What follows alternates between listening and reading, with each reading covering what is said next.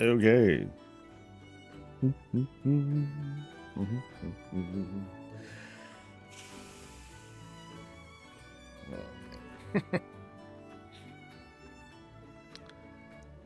Man, I went to bed and it was like 80 something degrees, I think. But thankfully, like the wind was going, there was a crosswind going, and so by the time morning came, it was like hella cold. I'm like, oh, okay, I like this. What is up, everyone? This is like that now. Coffee with Soul. I am your host. We're gonna chat. We're gonna talk. I'm gonna kind of recover from last night. Oh man, it was just like nasty hot. It was like it's kind of funny because like we were going through higher temperatures like the previous week, but yesterday was just especially humid, and it was like I wasn't having it. I was really tempted to be like I was talking with my wife at one point. We're like, yo, I want to go to Costco. She's like, why you want to go to Costco? I'm like, just to stay there. just so I can go into that giant walk-in fridge and then just start working. You know, I'll just be on my phone, I'll type scripts, I'll do comments and all that stuff. Just, oh God, I don't want to, it was just, yeah, it was bad. But it's getting better. I think today it's supposed to be 80 degrees, which means it's going to be 85 in here. But I do have things to do. So like, the rest, almost all the equipment is here. So once so after today's stream, I'm going to be doing a lot of like different sort of work. I'm going to be setting up the other channel. The plan is to try and have like a trial run of the Around Azeroth 24-hour channel, which isn't going to run 7 days a week, but it's going to run long, right? I'm going to do a trial run over the weekend and see how that goes, because I'm going to be out of town. So I'm like, okay, hopefully I can set this up and just let it start running, and this will be like a soft launch, and you know, at some point I'll unveil it nice and hard on like socials and announcements and whatever. But I just want to get it to work. You know, so I'll be doing some testing, and like for those who are really interested, like I'll mention it in the Discord channel or whatever, and I'll provide a link to the channel, and you know, we'll see how that goes. But yeah, one thing at a time. But that's going to be the plan today. I just put the video out where I talked about housing and blueprints and what some of the, you know, the really cool things about how blueprints, what players might run into, and what designers might want to consider doing to help out. From that, I'm thinking of a cool contest. I will actually do a contest. I'm not fully committed into it yet, but I'm getting my feelers out and trying to figure out how it works. What kind of prizes can I give away? But it should be cool. But that's a ways off. It's a little ways off. You know, that's going to be after blueprints are a thing and all that. So, yay! Today is a very special day. We're doing a group visit. This time we are visiting the Wanderlust Den. They are one of the most storied guilds out there when it comes to getting achievements. They are highly accomplished, or at least on an as an individual contributor level. They've done some crazy stuff. We're going to be looking at some of their houses, and there's like a cool thing at the end. So stay tuned until like 11 some, 12 some or other. You know, we'll hopefully have like a cool set of presentations for everybody. But let me say hi to people real quick. What is up to Ravens? You're the first person to say hi. Hello. Also, what is up to Susan Seagroves and Savitar? What's up to Talani, Hexraven, Arcadius, Eve, and Hazelnut, Roxana, Panda? What's up to Blywin and Darth Tazo? What's up to what's up to Blywin twice? Oh, you cheater. What's up to Flea Princess and Puddle Jumper and Moxon and Annie? Hello to Anroka, to Hazed Played.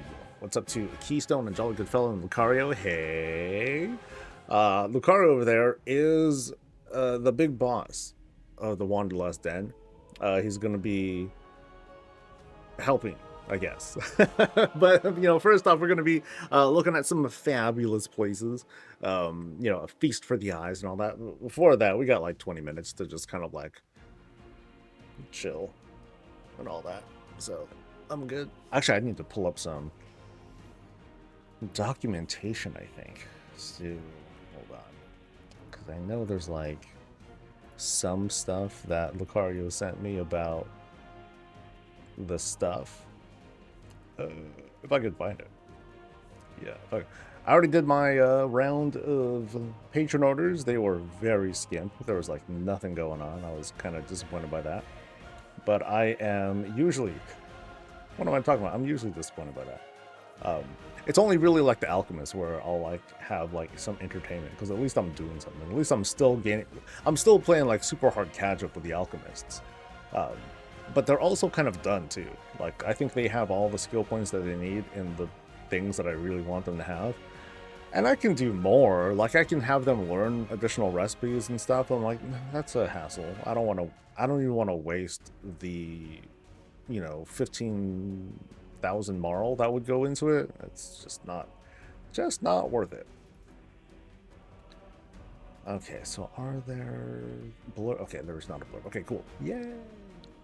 Really excited about blueprints to come. What is that confirmed to come next patch? Yes, it is confirmed. It is testable. I will have tips and warnings for people, so I'll warn you guys now. So when doing blueprints, your best bet. So let's pretend you have a very complicated house. And it's like it's like a cave system. Yeah, let's go with that. If you have a cave system kind of house, or if you have the kind of house where you have a lot of decor that kind of bleeds from one room to another, like caves most of the time, if you have a layout like that, you don't want to copy one room at a time, because what's going to happen is there's going to be a lot of stuff that gets just busted if you move one room at a time. It just won't look good. It's a buggy, I guess, but I also just don't recommend it. If you're going to copy something like that, just copy the whole house and just put that onto one onto one save slot. That's the better way to go. When copying one room at a time, like it can be great. Like, so if you have a lot of like easy to acquire parts, like neighborhood parts and stuff like that, and you want to have like the same sort of like windowsill over and over and over again, you can do that. That's cool, because for the most part, those don't do any like weird clipping or whatnot. It's just nice and easy to do. Can you use blueprints to move the core from one rooms into one of the new artisan rooms? No, that's not how it works. So when using blueprints, it's going to take either the whole damn house, inside and outside or whatever, or an individual room basis. So you can take like this bathroom, tiny room, and you can replicate that over and over again. But you cannot take everything from the bathroom and transplant that into the artisan room. That doesn't work. You're copying rooms, not decor. Now, at some point, they talked about it. At some point, we're going to be able to mass select items and then copy those directly. Maybe. I'm actually not sure about that part. I know we'll be able to mass select and move things, right? So effectively what you can do is copy a room that's full of kit bash stuff that you made, and then paste the room, right? Now, the weird thing with that is, of course, you need to have all the decor you need to paste things. So as long as you have it, then great. Go ahead and do that. Yay. But yeah, that whole feature of being able to mass select and move things, that's gonna be later, you know. So when the time comes, great. But let's say if you have like a very simple warband house, you know, you want to have like tiny rooms that have this, you don't want to have the minimum configuration. Okay, cool. You can just kind of copy paste. There's your rooms. And then from there, you can add the little personal touches, things that make distinctions between your warband people, whether it's class or race or some sort of like, you know, RP, some other roleplay personality trait of theirs, you know, something like that. Oh, this tastes so good. This tastes so delicious right now. What's up to Valeri? Hello to Malvenu, Snada. Hi. I want to be able to create multiple houses, but I want to go back to when I mean, previously I can do that. Yes, that you can definitely do. Now, keep in mind, two things. This recent build increased our decor storage limit to 10,000. Yeah, nice. So 2,500 more things to fill up with filigree lights or rugs or piles of wood, whatever. So yeah, 10,000 is going to be the limit that we now see on the PTR. Woohoo! But also keep in mind, and I guess I didn't really mention this. I didn't really mention this in the in today's video, but I already kind of talked about it already. Having more houses, you know, having blueprints means you can work on this one house. And then it's like, oh, I really want to work on this other house. So I'm just going to tear this. I'm just going to copy this thing, or I'm going to save it onto a save slot, save the whole thing, and then I'll just do it later. And then I'll tear everything down, and then I'll make it, and then I'll start over. And now I have house number 2. Okay, I'm going to work on house number 1 now. So I'm going to save house number 2. That's going to go into a save slot. Load up house number 1. Work on that. You know, so I can keep doing that. What you want to keep in mind is if your houses have very, very distinct themes, it means you're going to be using up that much more budget. And while you're working on house number 1 or whatever, the decor that would go into your other houses is just going to, you know, it's going to stay unused. It's not going to be like doing anything. But you want to keep that in mind, that if you have decor that, you know, massive amounts of decor that don't overlap, you're going to find yourself filling up your storage really, really, really fast. So be careful what you wish for if you're going to go for those sorts of builds. Now, of course, if most of your house is using neighborhood stuff, and most of your neighborhood stuff is using, you know, similar things, then okay, great. You know, that's going to be awesome. And then from there, like those things, those other more exotic parts, the core that you use, it's not going to be as bad. So it's going to be, you know, some people who really want to get into that, they're going to find themselves doing a lot of inventory management, and they'll have to deal with it. / bitch at Blizzard for even more budget. Now, of course, Blizzard can easily clap back, and reasonably their stance is, well, we're kind of, you know, we balance housing around, you know, one horde house, one alliance house. Of course, we want to give you as much flexibility as possible, especially as you gain more levels and your housing budget per house increases. But of course, we're not balancing, you know, at the moment, the rate at which they're giving us more storage, it's not really balanced around having 40, 50 houses or anything like that, obviously. All right. Each encounter with building lately is that some movements ability severely displaces you. May just blink at their own risk in my plays. Oh, fine. As of right now, importing doesn't seem to put decor back in your inventory. Importing doesn't put... well, I know that the storage is kind of weird anyway, but I was able to basically... I got 10 minutes. I can do this. I can do this. I'll do a quick demonstration and see if I end up humiliating myself. You know, pie in the face. Yay, that's a lot of fun. It'd be cool to build a house for a guildie that's willing to part with some gold in exchange. I mean, that could be a thing. Yeah. That could be a thing. You know, as much as people would really like to have co-building as a thing, and I think that would be neat, it's also just easier to do blueprints and just like trade, you know, here's the share code, here's the thing, have fun.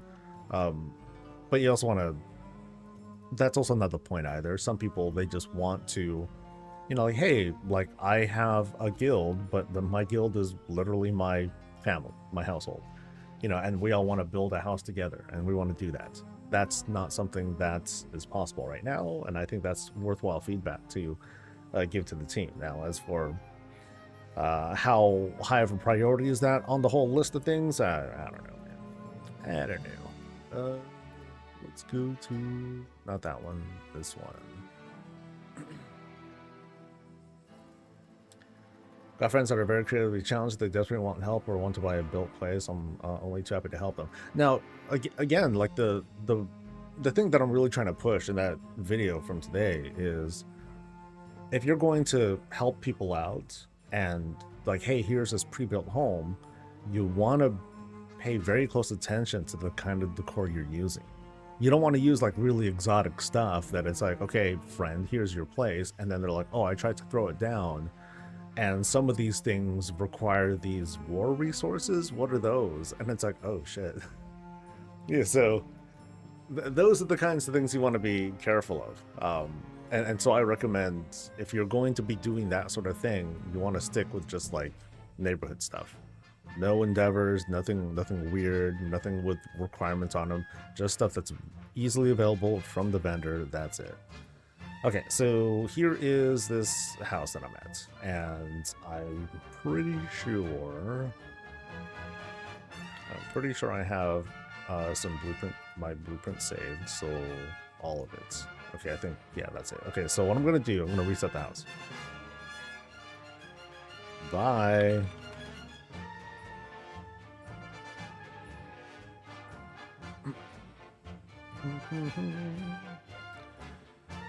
I think someone streaming instead of Pal World. You know, I tried it for a bit. I gave it a good like 5 or 10 hours or something like that, and I was like, all right, that's cool. This is like when it first came out. I'm like, okay, that's neat, and then I stopped, and that was it. I mean, I did not reach out. I'm not a variety streamer, so I didn't get tapped for like that Pal World money. Because if you think that it's, because if you think this is an organic thing, it's most, I don't know if it is, but it's most likely not. So anyway, house is empty. So what I'm going to do now, I'm going to import the thing that I had backed up. So not that one. So I'm doing this from my floor plan thing, so I can access my blueprints. It's hard to see here, I know, chat's in the way, but then this gives me a list of like all the things. Oh, wait, I just noticed. Pet bed budget 10 out of 100. Whoa, if we can have 100 pet beds. Hold on. I think I'm seeing that right. Oh snap, I'm posting that shit now.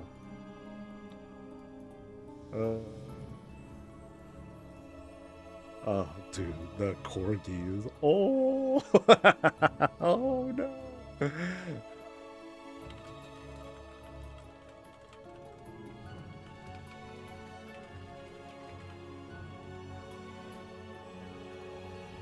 Dude, there's gonna be like so many bombs. Okay, anyway, import. Yes. That's pretty neat. How many pets can you fit in the cloud? Now, the thing to keep in mind is that the radius of pet movement, it's still pretty low. And then one bug that I put in was, if you import a house, the properties of the pet beds, they're wiped out, so they don't do anything. So here, I just imported my own place, and it's back. Cool. And then here's like the pet bed right there, but the properties are like blank. I gotta like add them again. And I made sure to do a sanity check of like placement. The best thing that I can really measure that with is by looking at the big dub. So the test was, does the big dub still work? Okay, cool, it works. So I'm like, all right, it you know, it does do a perfect job of bringing things back and realigning them. So yeah. But yeah, 100. Now I wonder if it's 100 like inside and outside, or just outside, or whatever. That's fun. If you put a pet bed on a raised platform, will the pet spawn on the platform or below it? Good question. Let me check real quick. So I got 5 minutes. Tile. Floor tile. Let's boop. And then actually I'll just take this thing. Puppy, roaming, apply, go.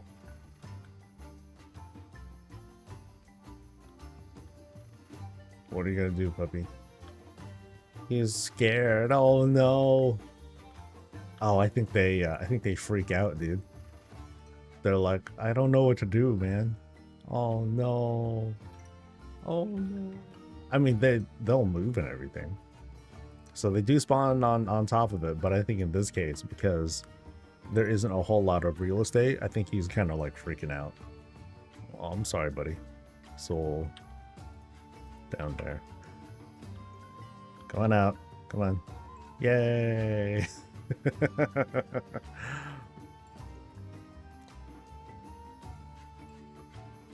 Got the most AI answer. Have we, are we just cooked now? Do we just take any term, or do we take terms and just replace stuff now? Like once upon a time, I remember, you know, templates and auto replies and things like that, and now it's all AI answers. I imagine that it is much no offense, but it's much cheaper to outsource than it is to use AI for like customer support and all that. Just a guess, but I'm pretty sure I'm not that far from the truth there. Yeah, you just sounds gross, but it's like, you know, you just outsource someone, pay him cheap, and then just give him templates, and boom, there you go. Have the dice ever reset on you after importing the build and then messing around with it? I haven't died much things here, so I couldn't tell you. Yeah, I am not sure. Have I died stuff in here? No, I don't think I did. Yeah, most everything here is natural. I don't think I've done any of that stuff. So, I mean, this rock thing, I remember that, but that's an old rotation bug, and I just kind of left it there. So, I don't know if that's actually been fixed. So, yeah.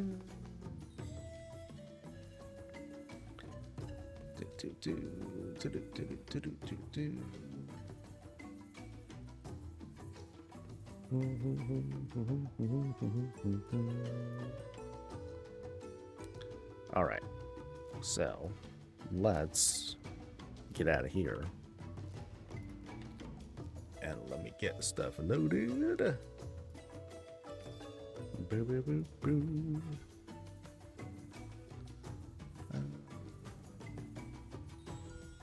Is it Joel? Is it? It's out. How it's pronounced? Joel. J-O. Okay.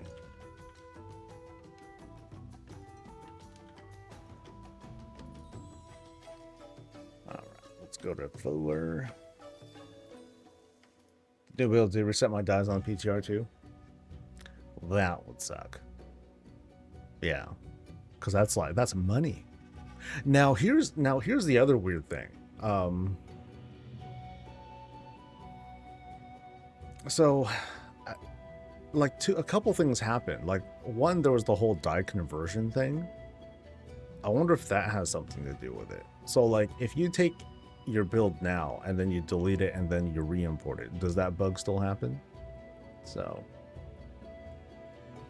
imagine if you outsource your support, they're going to use AI anyways. But the thing is, AI costs more money than, yeah, it costs more money than it's actually doing right now. So, yeah, I think that's a pretty bad idea. Yeah, like a lot of customer service jobs, it's like Mad Libs. You know, you fill out certain fields and then it'll just spit out like this kind of like sequential automated sort of thing, but it's not actual generative AI. It's just like these macro template kind of things. And they're terrible. They're grossly impersonal, but that's how we got by. in the before days. I'll be right back.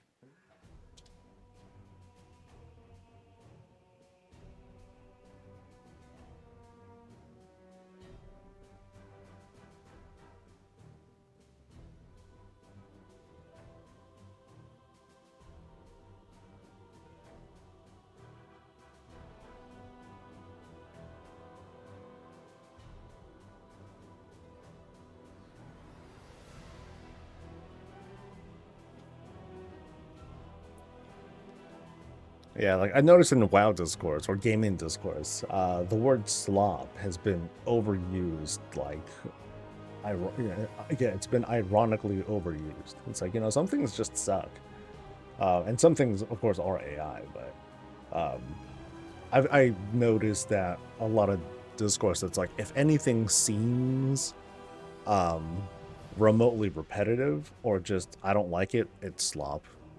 It's woke slop. There we go. That'll do it. That'll hit the algorithm perfectly. Just call everything woke slop, and you'll get your grifter clicks. All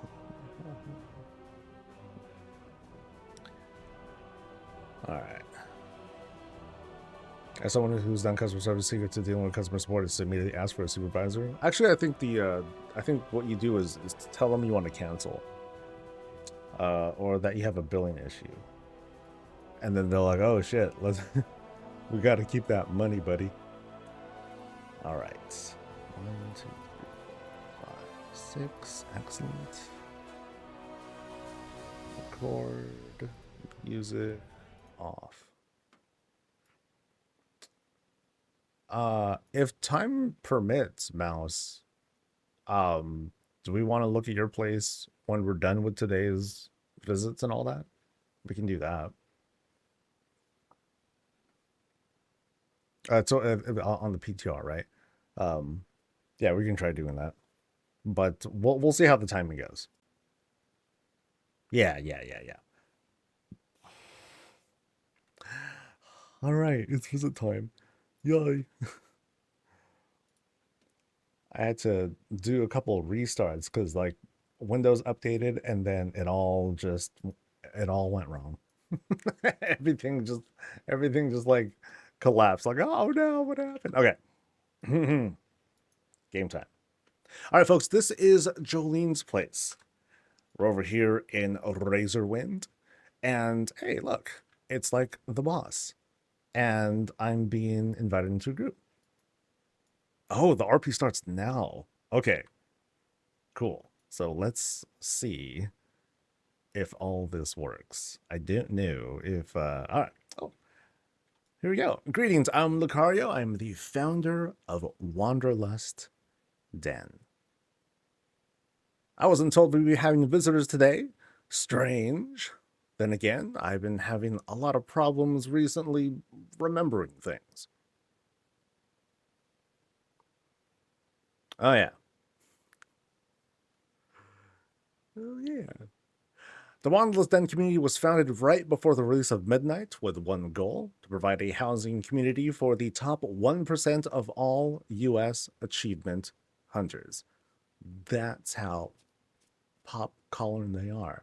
Only requirement for joining is that at the time of joining, members are within the 1% range of available achievement points. A feat I'm sure many scoff at, but few truly know the dedication required to obtain such a feat.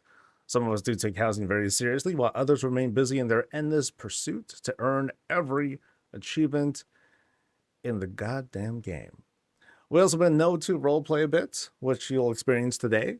After touring our wonderful community, and if you're ever bored, hop by the Oasis and relax.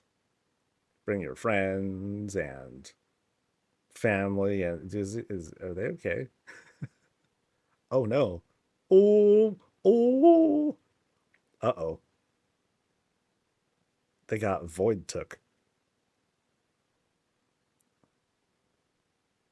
And then like his buddy, his manservant, is like just kind of chilling there.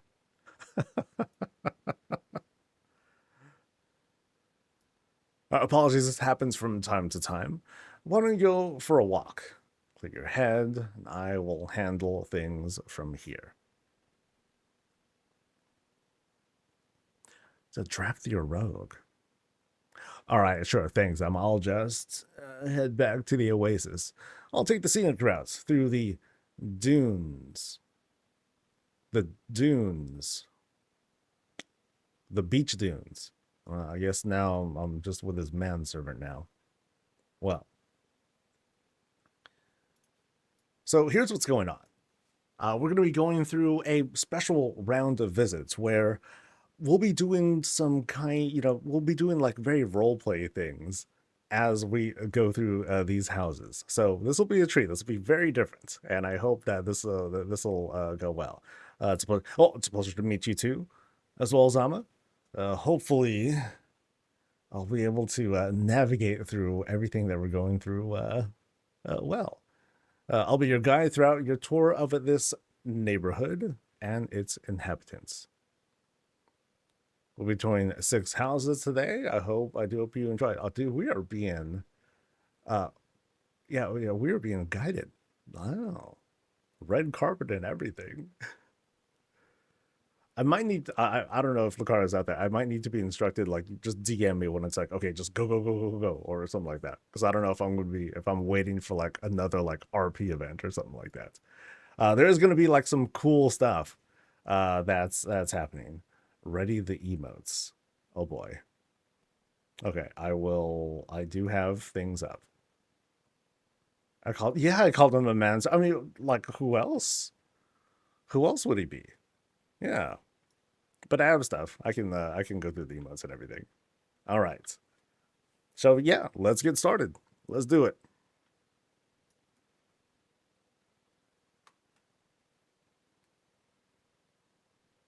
Yeah, I'm totally gonna call him Master. I mean, welcome. The floor is yours. Oh, awesome.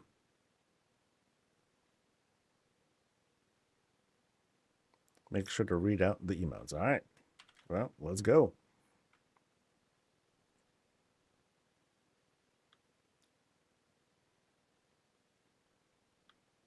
All right, so UI's up. Okay, good.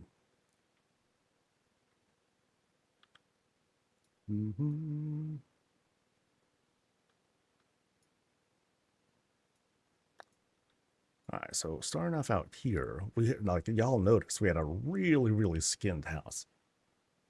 Had like a whole Forsaken vibe to it too.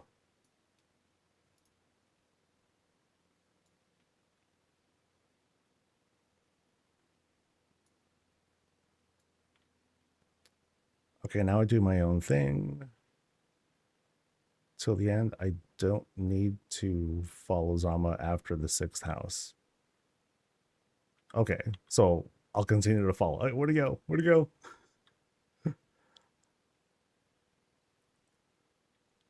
Oh, he's gone. Oh no. Well, whatever the case, we're here for the house. All right, I'll need to make some adjustments here. But yeah, check out what we have here. Heavily skinned. We have thick platforms from Belmeth that's being used to dress this up, which actually makes it work out really well if we're going for, what I'm presuming is to be like this whole Forsaken vibe.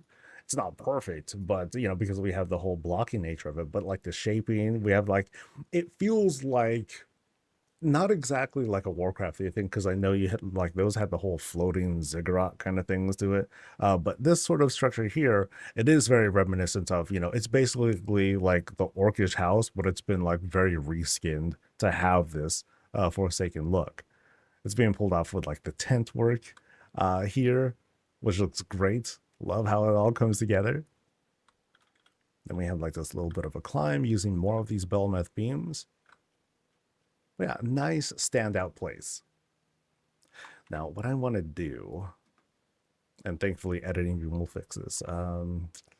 Whim. I want to fix this so I can like see all the little things that are being said to me. Because I have that too. Okay, wherever you get around to reading this from this point on, you will tour all the houses and you won't RP interact with me until the end of the 6th house. Okay, sweet. Excellent. All right. Now I know. But I also wanted to have Whim on just in case. All right, cool.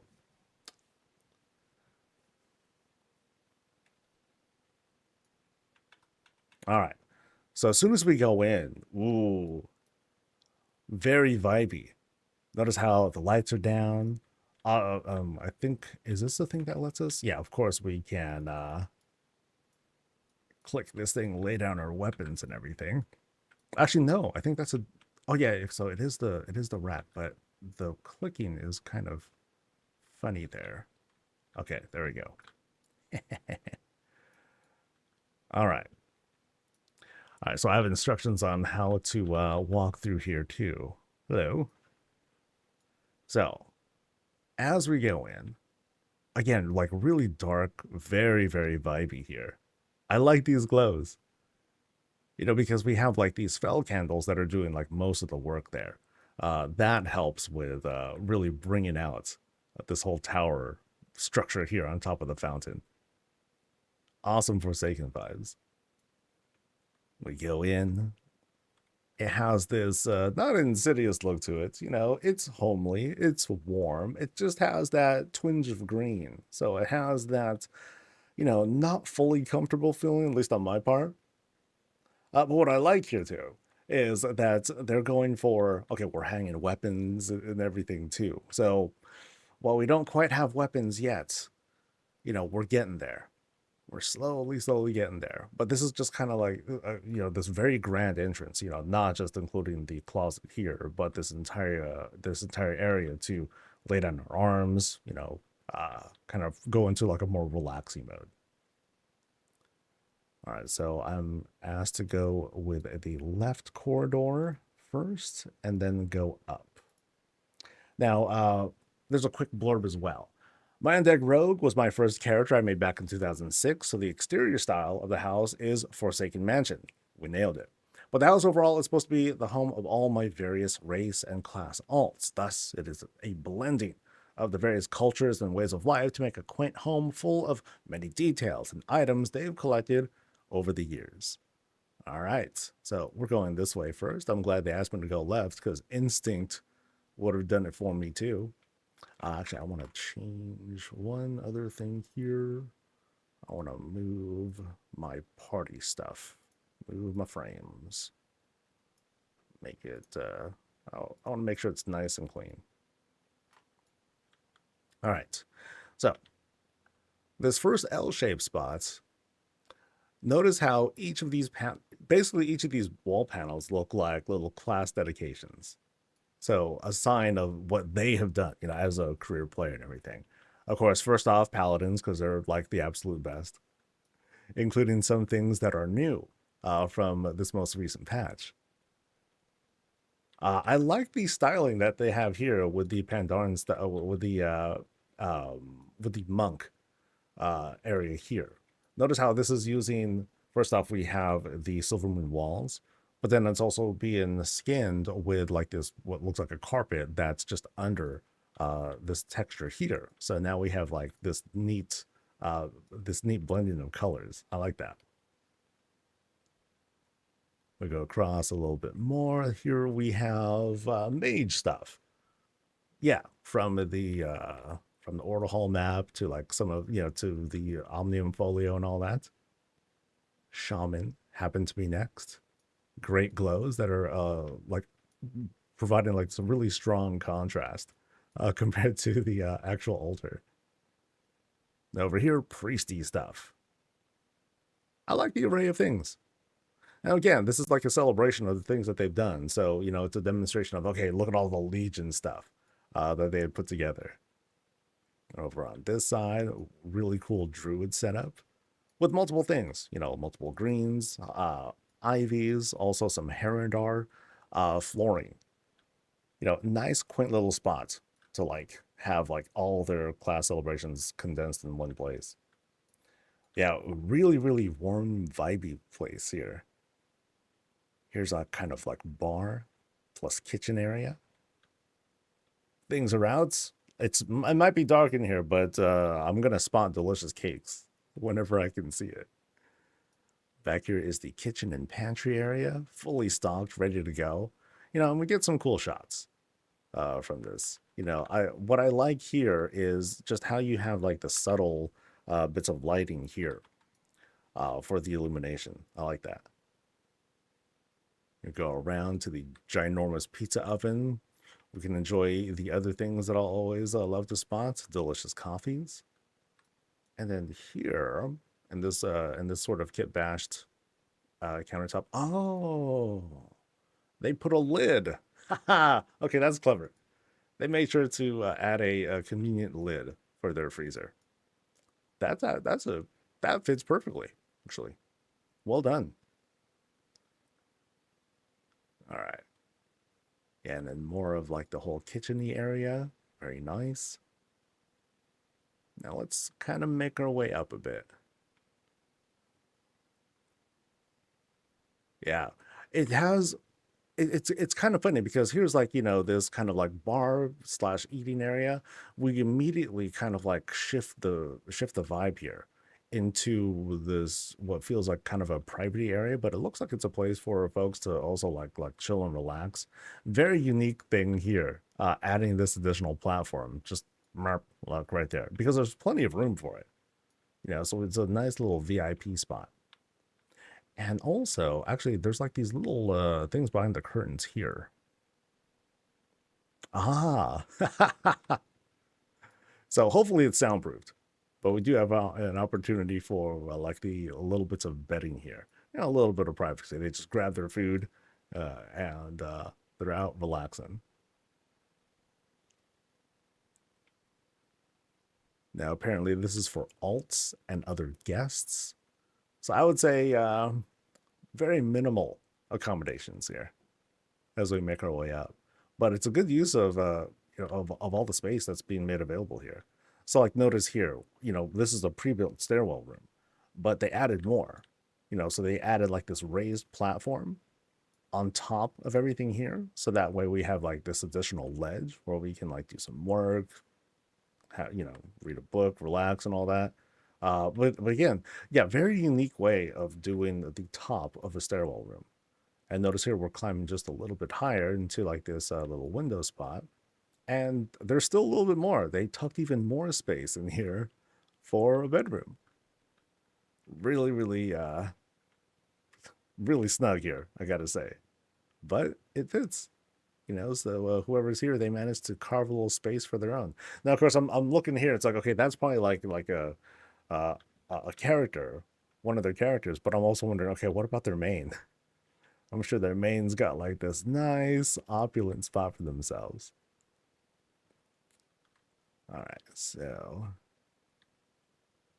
right through here. Oh, more beds. Oh, wow. Okay, so this is, like I said, it's a very, very tight, tight bunk. We have actually bunk beds.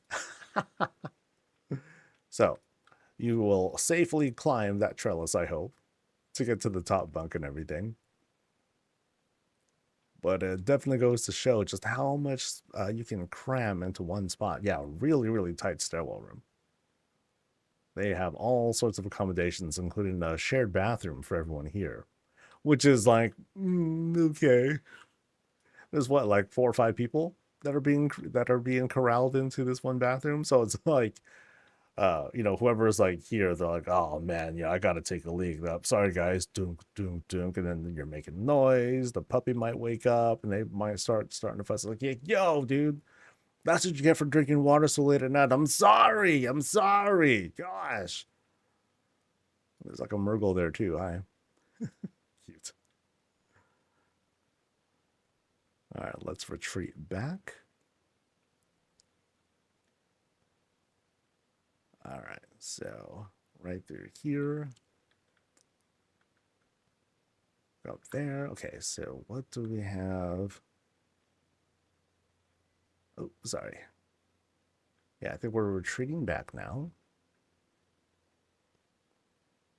And we'll see what other options are. Like, I went one direction. I wasn't even sure if there was like a straight direction and if I can go right. But I'm pretty sure I can at least go in one other direction. So, like, there's a path up there. And there is one right ahead. So unless I'm being told otherwise, I'm gonna go to the right. All right. So once again, class celebrations. So we saw a couple of them over there. Obviously, someone who is very accomplished in the game, they're going to be doing a little bit of everything.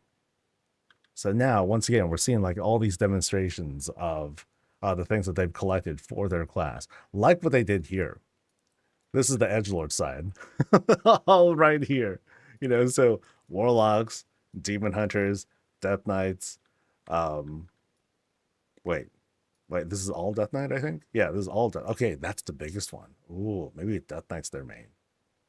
Because what I like here is how they use multiple gravestones here as like back wall facing. It looks really good.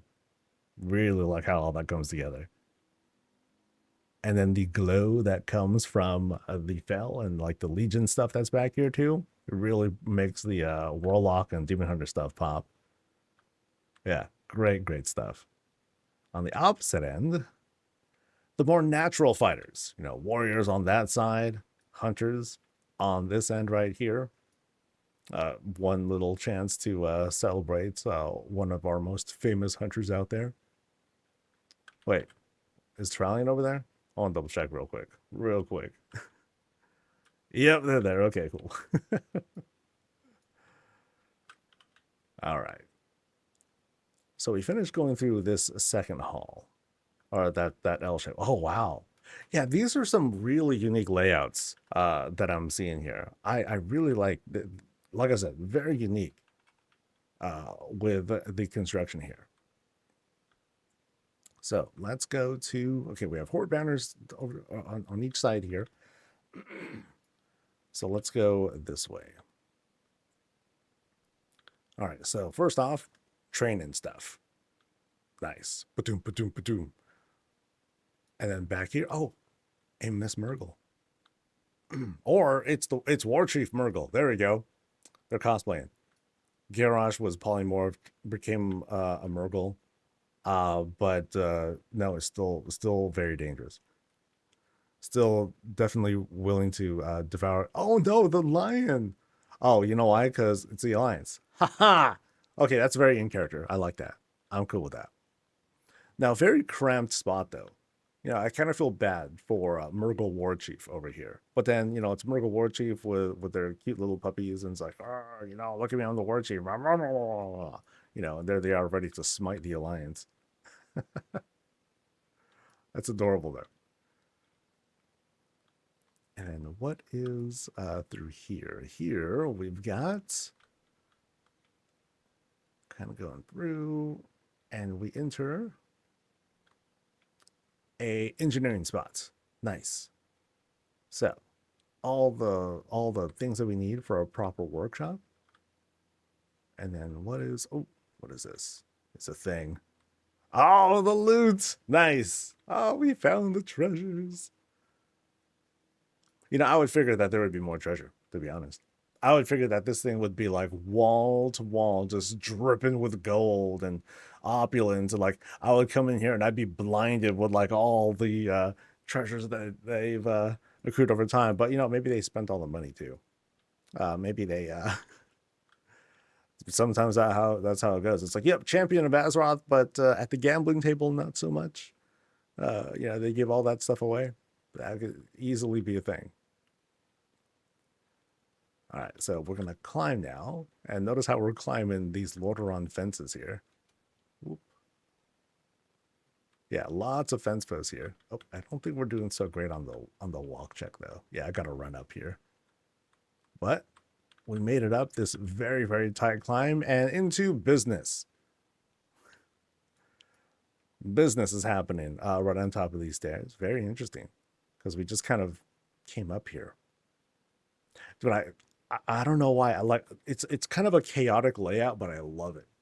It's I don't know what to expect when I turn a corner, and I get a great value of that. All right, so let's go around the spot here. Oh, there's this very intimidating portal. I'm gonna be very curious where that leads me. But let's check out what is up here first. Now, like I said, business. Anixia is the business. Sorry, girl. Maybe next time. We'll wipe to you once again. You know, Anixia 3.0. When she merges with the jailer or something like that. It's gonna happen.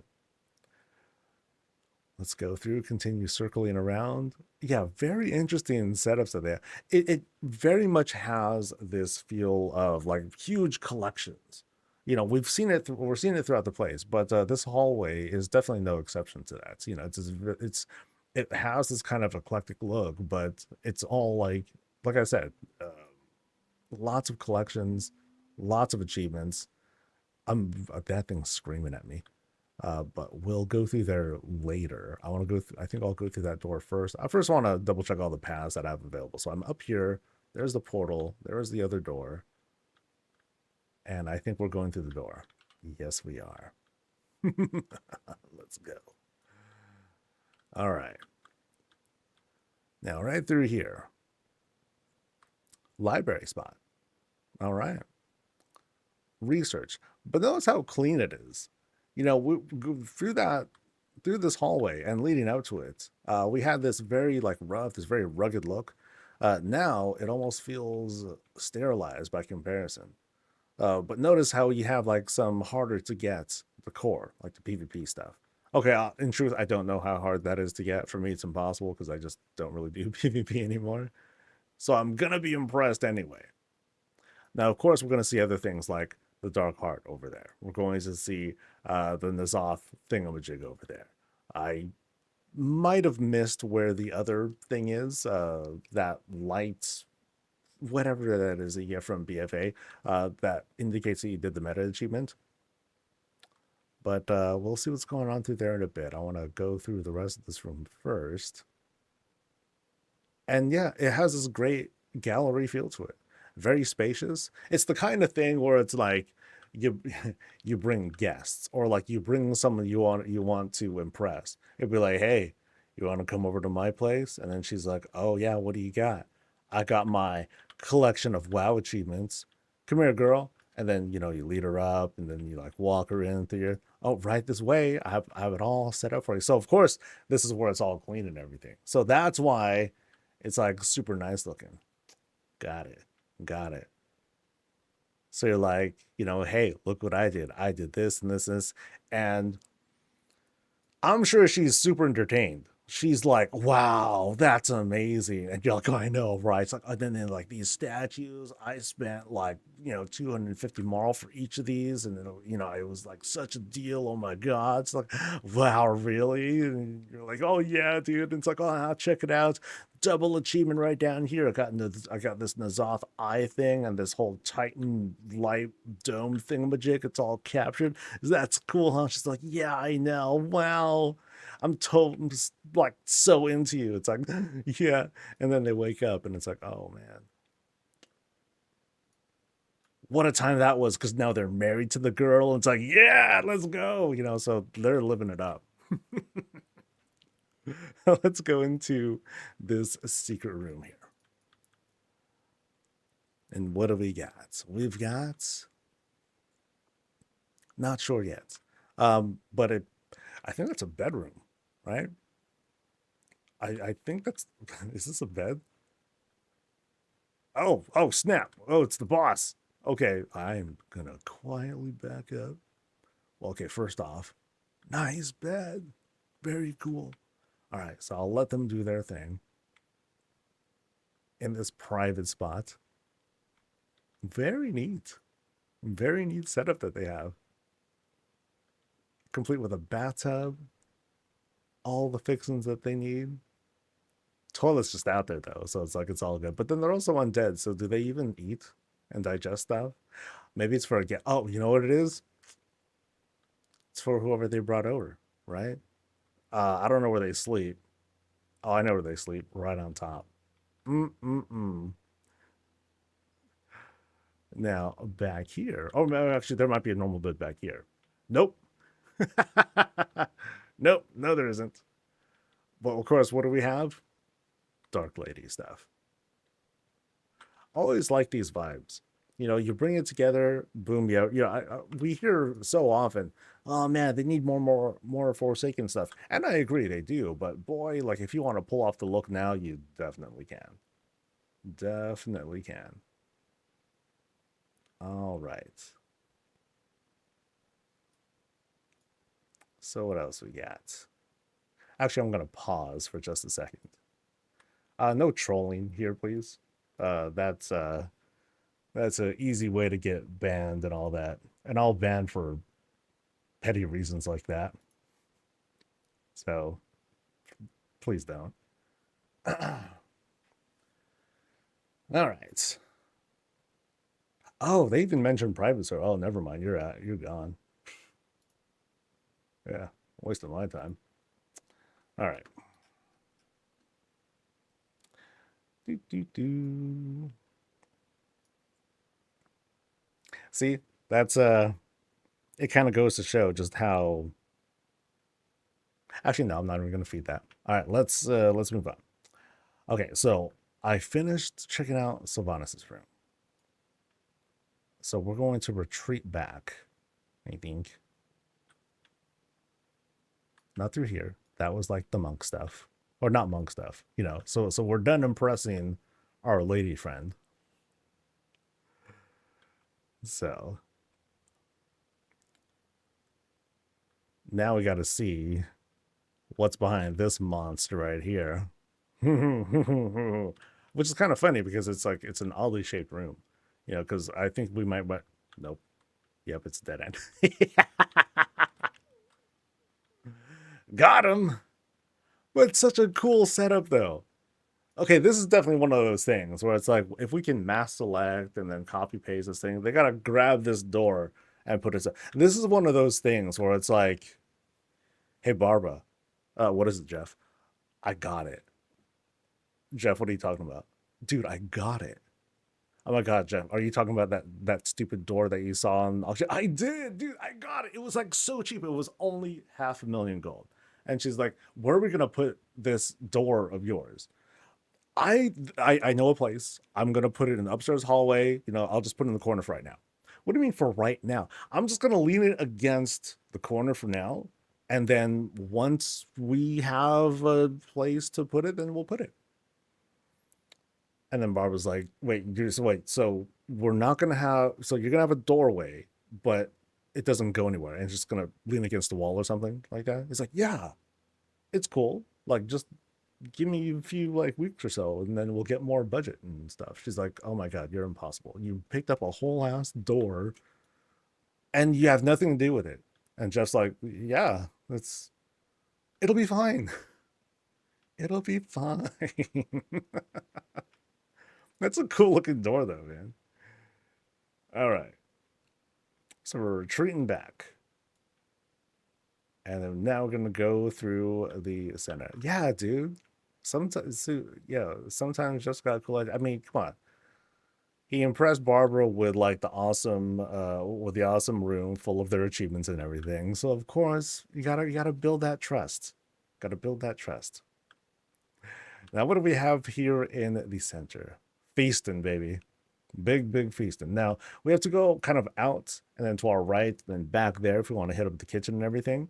So at least at the moment, what are we having? Appetizers, breads, and little snackies as we get ourselves ready. But notice here, the emphasis isn't so much the feasting, it's more, again, like celebration of achievements and things they've done. Like, check out the nice little custom fireplace they have set up. There's no fireplace, there's no default fireplace at all. It's just, but what we do have are gravestones, Gilnean walls, Forsaken table, nice little fixins, and as a base, I have no idea. Another one, but it's flipped upside down. Haha! And there we have it. It's this really cool custom fireplace. Very nice. Very nice. And again, big celebration of it's like constant reminders of what they did. You know, so like here's Jeff sitting here at the table, head of the table, and then Barbara's like, you know, next to him. Then here's like family and friends and all that stuff.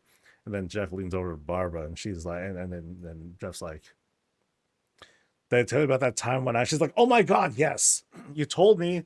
I'm reminded of all the things you've done all the time. I love you, but let's just enjoy dinner. It's like, all right, all right, all right. Let's have dinner. And that's the end of the story. Dee-dee-dee. And that is everything. So, yay. Really good start to the place. I think that's what we're going to really expect to see. We're going to see, um, decor that really highlights what each of these folks have done. Yeah, I mean, that's what we're going to see all over the place.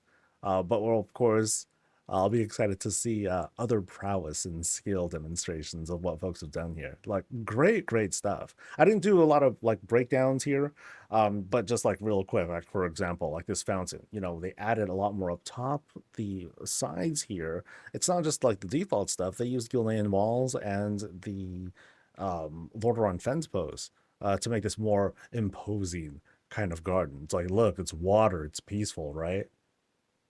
Yeah, sure. Well, yeah, awesome vibes that we're getting out here. So thanks for sharing your place with us.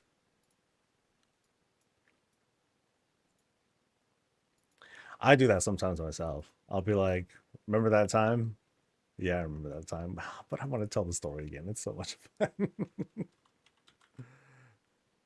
All right. Off to 35. Jeff entered his badass era. Jeff never left, man. Jeff never left. Barbara might have moved on. She's more interested in, hey, yo, we got a family now. We're done with all this. Jeff's like, no, man, the next adventure is just around the corner. 12.1, let's go. Right? So a lot of that. A lot of that. All right. Okay.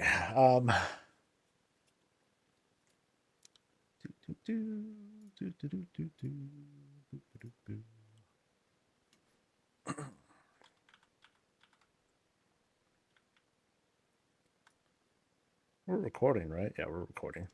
That would have been awful. All right, folks, this is Unseen's place. Get it? Yeah, but I can see it. We're over in Razorwind. Actually, we're going to be in Razorwind this entire time. We're in the same neighborhood throughout all these visits with the Wanderlust Den. And let me go. Let's kick it off with the blurb. Welcome to 35 Wanderlust Den, a woodsy night elven inspired home that features a pairing of rustic and modern vibes that blends together a mix of night elf druidistic elements with a slice of blood elf accents and living spaces. Hope you enjoy the blend of Azerothian cultures that have come together to make this cozy home. Now, we're coming in from the main road. Really nice, really dressed up, but also really thick. It almost has this kind of like enclosed feel to it. It's like there are fences. We can see little bits of fences there, but it's really the trees that are like creating this isolated spot. And here we have it. Here we have uniquely dark walking stones that lead us from one spot to another. Very scattered. Sometimes we see patterns that are like very tight. They're very clean looking. In this case, it has a bit more of a rough look as we go from spot to spot. So for example, in this tent style here, here we have our workshop and some tools and everything. Here we have like some axe targeting practice plus laundry. Great combination. We have, oh, someone put coins in my well. I don't know how I'd feel about that. It's like, yo, guys, this isn't like some public, prayer well, dude. I drink from this. And they'll go, sorry, buddy. but I heard it's good luck. That's what someone said. I'm like, that was probably my rotten neighbor. They're trying to destroy me with coins. I don't know. But here, away from the little water well drama, feasting, relaxing, trying to decompress after learning more of these coins have been dropped in without permission. They got to put up a sign there. I think they need to put up a sign that says, please don't put coins in here. Put them in my neighbor's well instead. So, now check out the house itself. Now the house has been lowered. We can see Oh, wait. Oh, very interesting. Oh, this is actually the shop house, but it's barely recognizable. You know, so the Calderi tent kind of ate it a little bit. Chomp. So, so it's right here. And then there's like, it looks like a bed is also helping to create this sort of like this upper structure here. That's very unique. I'm very fascinated by that. This is one of the yeah, this is definitely one of those few places where I've seen like a really big job that's been done to try to skin the shop house. Like, let me try and climb up here. I'm not even sure if if it's intended for me to go into this spot. No, it is not. So very interesting that they did that. Part of me thinks, oh, maybe they didn't need to like use the house at all. Maybe they could have just used something else. Um, but oh well, it's all good, dude. You can do whatever they want. And of course, we have one ginormous cherry blossom tree dripping in the center of this yard. Very nice. Let me check really quick the back. I'm pretty sure the back is is kind of bare. Yeah, it's just like the shop stuff. Cool. So I think we're ready to head inside and see what we got. So we're going to see like this kind of like druid blood elf style house. This will be interesting. All right. So we lay down our weapons, take off our shoes, put down our packs, give a little pet to the gnome there who's. Are they stealing stuff? I think they might be stealing stuff actually. But let's go inside. Now, what they said druid and blood elf fusion kind of things, and we're not seeing either of that yet. You know, part of me was expecting, oh, I'm going to see like Hecka greens or something like that.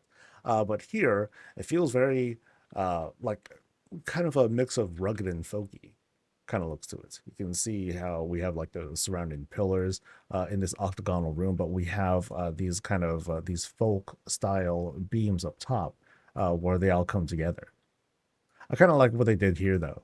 They took these shelves plus the fireplace and made it into like this big supporting pillar. I like that. Here we have a look of the outside where we were just at. Very nice. We have some Murgles who are keeping guard. Does this lead anywhere? No. Okay, this is just that's right. It's just an octagonal room, so I should not expect that to. I'm just ruin everything. I really got to stop that. I think I'm gonna fix it, and I end up like totally not fixing it.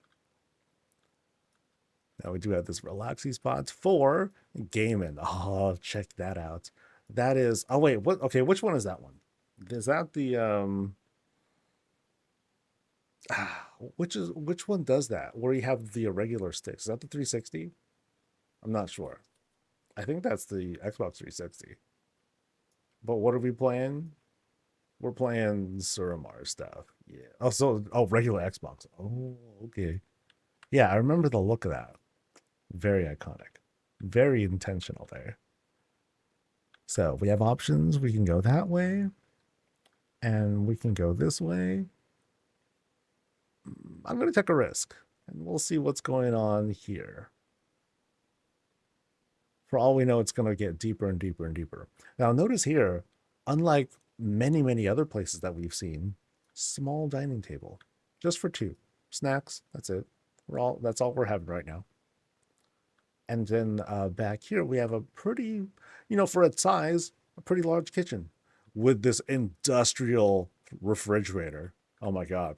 This is almost like another Jeff and Barbara scenario where it's like, yo, I got this killer fridge. And she's like, it's only the two of us. We don't need that big of a fridge. Yeah, but then it's like 20% off. And like it's all metal. It's like really cool. And she's like, well, we really don't need anything like that. It's like, but it looks so cool. And she's like, it does look really cool. Let's get it. So this has a really cool shape to it. I like this, dude. I don't think there's anything else to it, right? It's just the box that they just put up right and put a damn handle on it and then called it a day. That works, dude. That actually works really, really well. So yeah, nice job with that. And then otherwise, the rest of the kitchen just doesn't match. So this is clearly one of those Jeff scenarios. I feel like I feel like I'm starting to build on that character. Okay, we have a Jeff character who just likes to buy stuff, who wants stuff that just doesn't really match with the rest of the vibe, but they really, really want it, and so they get it. So I guess that's a Jeff scenario there. Great job, Jeff. I think that was a good choice. Well, we're gonna backtrack to the main room. We're gonna start going down this main hall over here. Now we're seeing some of these greens coming out. I'm feeling some of those druid vibes now. We might run into like this kind of like fusion Barrow Den style thing. That could be neat too. So we're entering a stairwell room. It's all kind of purpled out, so it does have that Calderai vibe. Curiously, we have rugs that are going to lead us up, you know, to smooth the climb a little bit more. But back here, okay, now we have a second kind of kitchen. So I'd say this here is probably the more social spot. You know, some people can meet up there, but if they want to do some feasting up here, they can. So while maybe this kitchen isn't, it's being more widely used right now because, you know, you have guests over. So this, I would say, this is like the guest spot. And then the main kitchen over there, or that kitchen over there, that was just for like, for just Jeff. Jeff and a friend or their wife or what have you. Yeah, nice spread, nice and filled out. Everything that we need, including drinks. Excellent. Recently wheeled in, filled with all sorts of product. Dishes here on the side. A little messy, but I like that. You know, it has that good look to it. Now let's climb. Go past this fountain guy over here. And oh, lots of books. Books and places to sit. And more. Now, also practical. Fairly practical. Because we only have like the one layer of bookshelves that take us up. You know, there's nothing, not too much else up top aside from the lighting there. Some books up top there too. But the whole point is to just kind of like sell that whole library character as we do this climb. So it's a cool way of filling up the space. We get up top here. A couple more books to round things out. Nice and easy. Very affordable since we're using secret shells for all this.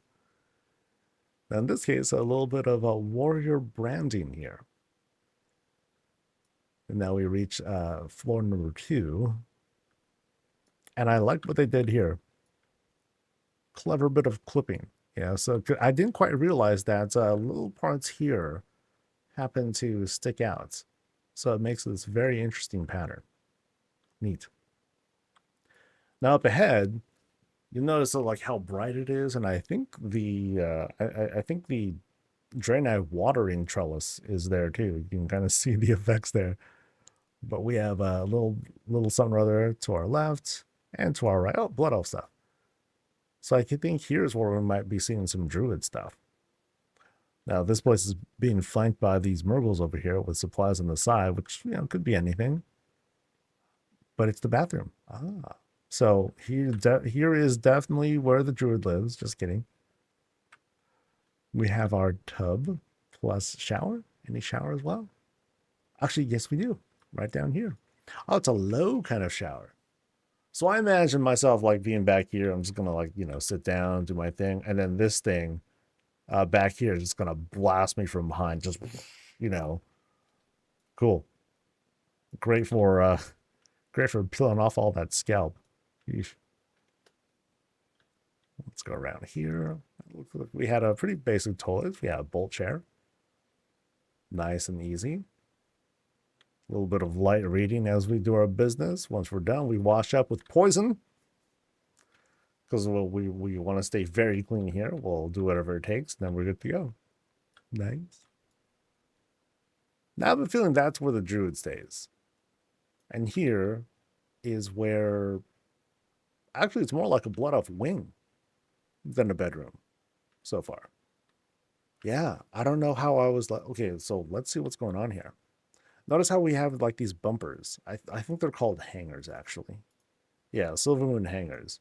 They're being used as fencing to prevent us from falling. Very thoughtful. We have musical instruments kind of lying around, giving us an idea of their habits or the habits that they really should be picking up, but they just kind of like pick it up for 1 minute and then quit. Could be that too. Let's climb down now. Oh, and then this is a different hanger, I believe. Gilded silver moon hanger. And then this is the ornamental silver moon hanger. They totally don't look the same. They're both called hangers. It's all, oh, big face. Yeah. All the same. So we're making our way down now. With lots of greens, lots of hostas as we make our way down to this spot here. Under the stairs, nice little carve out for little treasure, a little reading. I'm feeling very isolated. Like I'm wondering where this door leads us because I don't. Oop. Then there's more here too. Yeah, I'm not quite sure where this is going to lead us. Very interesting layout. Here we have our little wine closet. No, actually, it's our little hot box. Yeah, we do all the things in here at the same time. Yo, I'm gonna grab this. I'm gonna grab this. I'm gonna like double fist it, right? Double fist the hookah, and then if I need to breathe, I'll just have some wine. You know, that's how I get some air easily. So I wouldn't be surprised if like sometimes like the boss is there and then they'll just pass the heck out. Like, oh man. It's like, dude, did you close the door again? Yeah, I closed the door. I just wanted to get that really good hot box. Yeah, you can't do it when you have two. That's too much, man. That's too much. You stop enjoying it. Oh wow. So okay, this is when they're like, oh, hot box, too much. I gotta get some air. Like I come out here, it definitely feels like this breath of fresh air. The air feels crisp, feels cool. Remember when Razor Wind, so being a coastal area, it's always gonna feel that way for the most part. Yeah, great transition as we come out here. I believe these are some of the shop hedges that are being used to help shape that area. So it's cool because it has that vertical look to it, and just make them bigger, then it's all good. What helps is that you have other stuff next to it, so it doesn't feel like super awkward.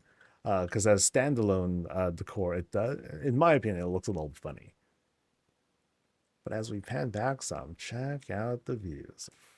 Yeah, between the cherry blossom tree and the stone, like it really sells itself. Otherwise, around the spot, lots and lots of greens to close things off. So great garden, great garden. The arrangement is very, very nice. Yeah, because you have like your spread of greens, different sorts of trees. It's a great variety. And where you see them kind of like come together in these fusions, they match up pretty well. It doesn't feel like they're like too random and all that. And now here we have like one more sitting spot to enjoy some beverages, a little bit of light reading. It's if you want to get high on your imagination, if not on narcotics. And there's the boss. Hey, awesome. Completing there. Oh, I forgot what mage tier that is, but it's one of the crazier ones I remember because they have like the weird eyeball to it too. Nice. 1 point if someone remembers which tier that's from. Yeah, great garden stuff. Yeah, it's not trying to like overdo anything or oversell itself. So let's retreat. It's the mob challenge mode sets. Well done. Well done, team. All right. So we're gonna retreat. Oh, dude, another hookah. Sheesh.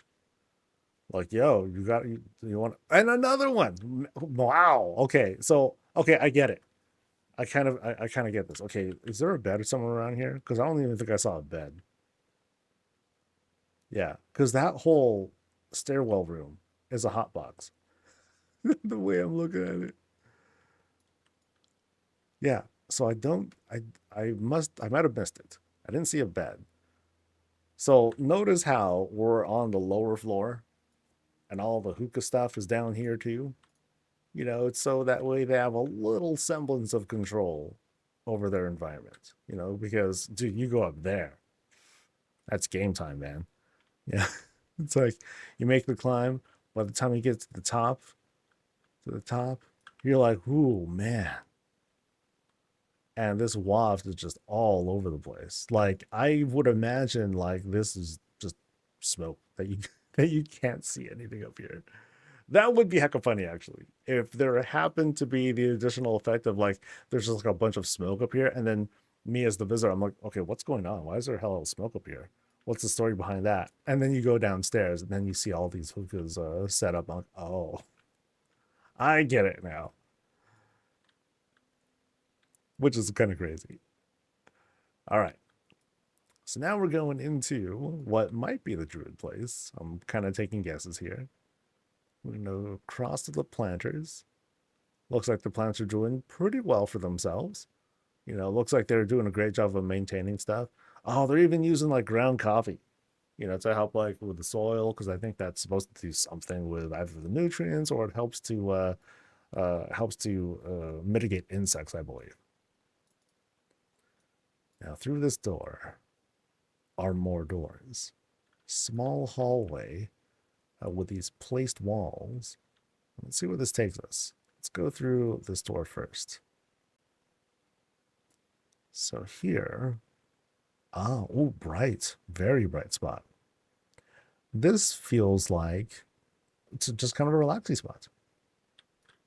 Boop, we sit, and maybe it's like a lecture spot. It's like, yo, let me tell you the difference between sativa and indica. It's like, oh, we're here. Wait, this again? You talked to this, you gave us this lesson like yesterday. Yeah, but it's really important. And I don't remember giving that yesterday anyway. So, yeah, buddy. Lecture hall. That's what I'm going for there. Oh, now we've hit the bedroom. Oh, yeah. So we got room for two. Actually, we got room for way more than two because we got Puppy and Lion and Snuffles to like hang out with in this really, really like cozy spots. Like, check it out. They really root this thing. Like it is structured. You feel me? Like they put hard points to really close off this area. And then, you know, at any time they're like, yo, private time. Bring down them drapes. Very private. Really cute that they have with the colors and everything too. So we pan around, a little bit of studying, a little hookah one more time. Very nice. And also like some kind of profession stuff related here. Jewel crafting, maybe some alchemy or herbalism. And flanking the doors here, so books on that side, but this really cool outdoor setup outside. With this, actually, it's a wow, it's a big spot. So, oh wow. So I think I need to back up like a little bit. So like here. So from this shot, we get like this cool perspective. You know, it feels like not a graveyard, but like just like a small village kind of thing that's out in the distance. So I'll pretend that doghouse is like hella big. Okay. Pretend it's almost like not a barn size, but something that feels like pretty sizable. That's neat. I like that. And I like the dark portals out there too, which gives you a sense of the scale here. I like that. Yeah. I find that very charming. Between the greens and the smaller structures there. Yeah, that's pretty sick. All right. One more place to study and sit and relax. Oh, and then we have a door there too. We ain't done. So through here we have a second bathroom. Perhaps the more grand bathroom. I mean, like, check this out. Like, we have this very nice vanity setup. Crates and doors are being used. Nothing behind the doors, but you know what I mean. But yeah, we have that sort of shaping happening here. Big sink, by the way. You know, huge. Can fit a man in there. And then right up here, oh, this is neat. This is a cool layout. So here we have our hot tub. We're chilling. We're relaxing.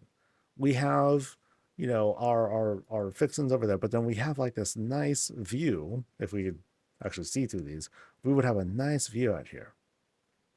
And we can crawl out of here naked and dripping and stuff, and just kind of like let ourselves like bask here and like, oh, dude, look how awesome I am. Oh yeah. I mean, I look goofy, but you know, if we want to air dry out here, cool.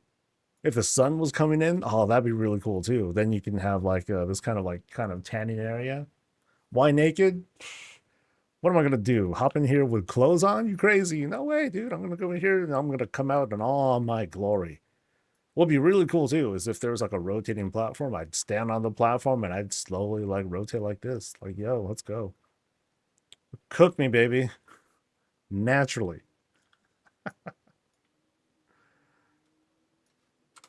That's fun.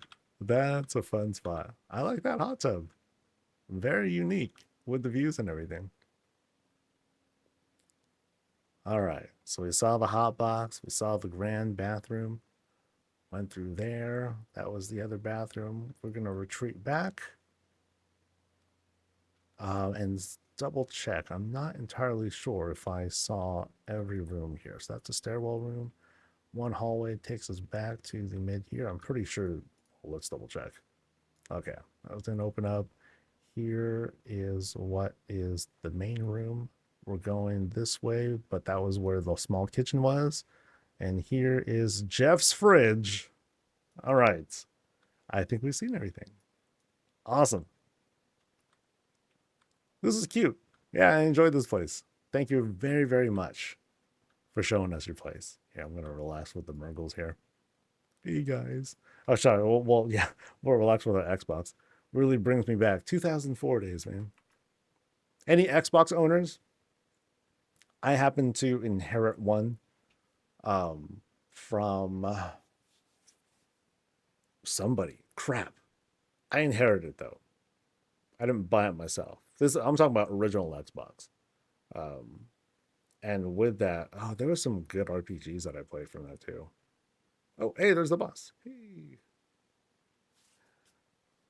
Is he going to the fridge? No, he's going outside. Okay. Part of me was like, where's he going? All right. So let's head to Promethea's place now.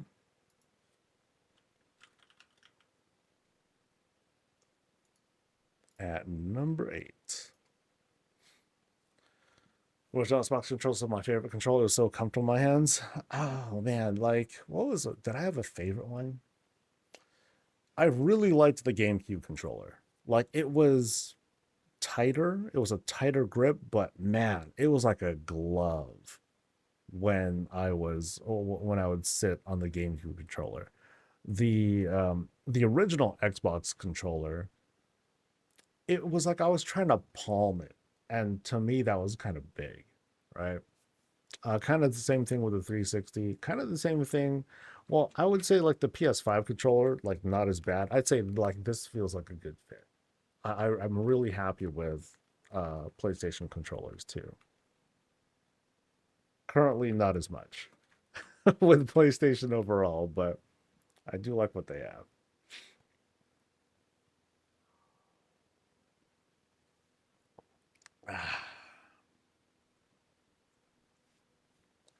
All right. Why is it super and special? You'll find out at the end. You'll find out at the end. Alrighty.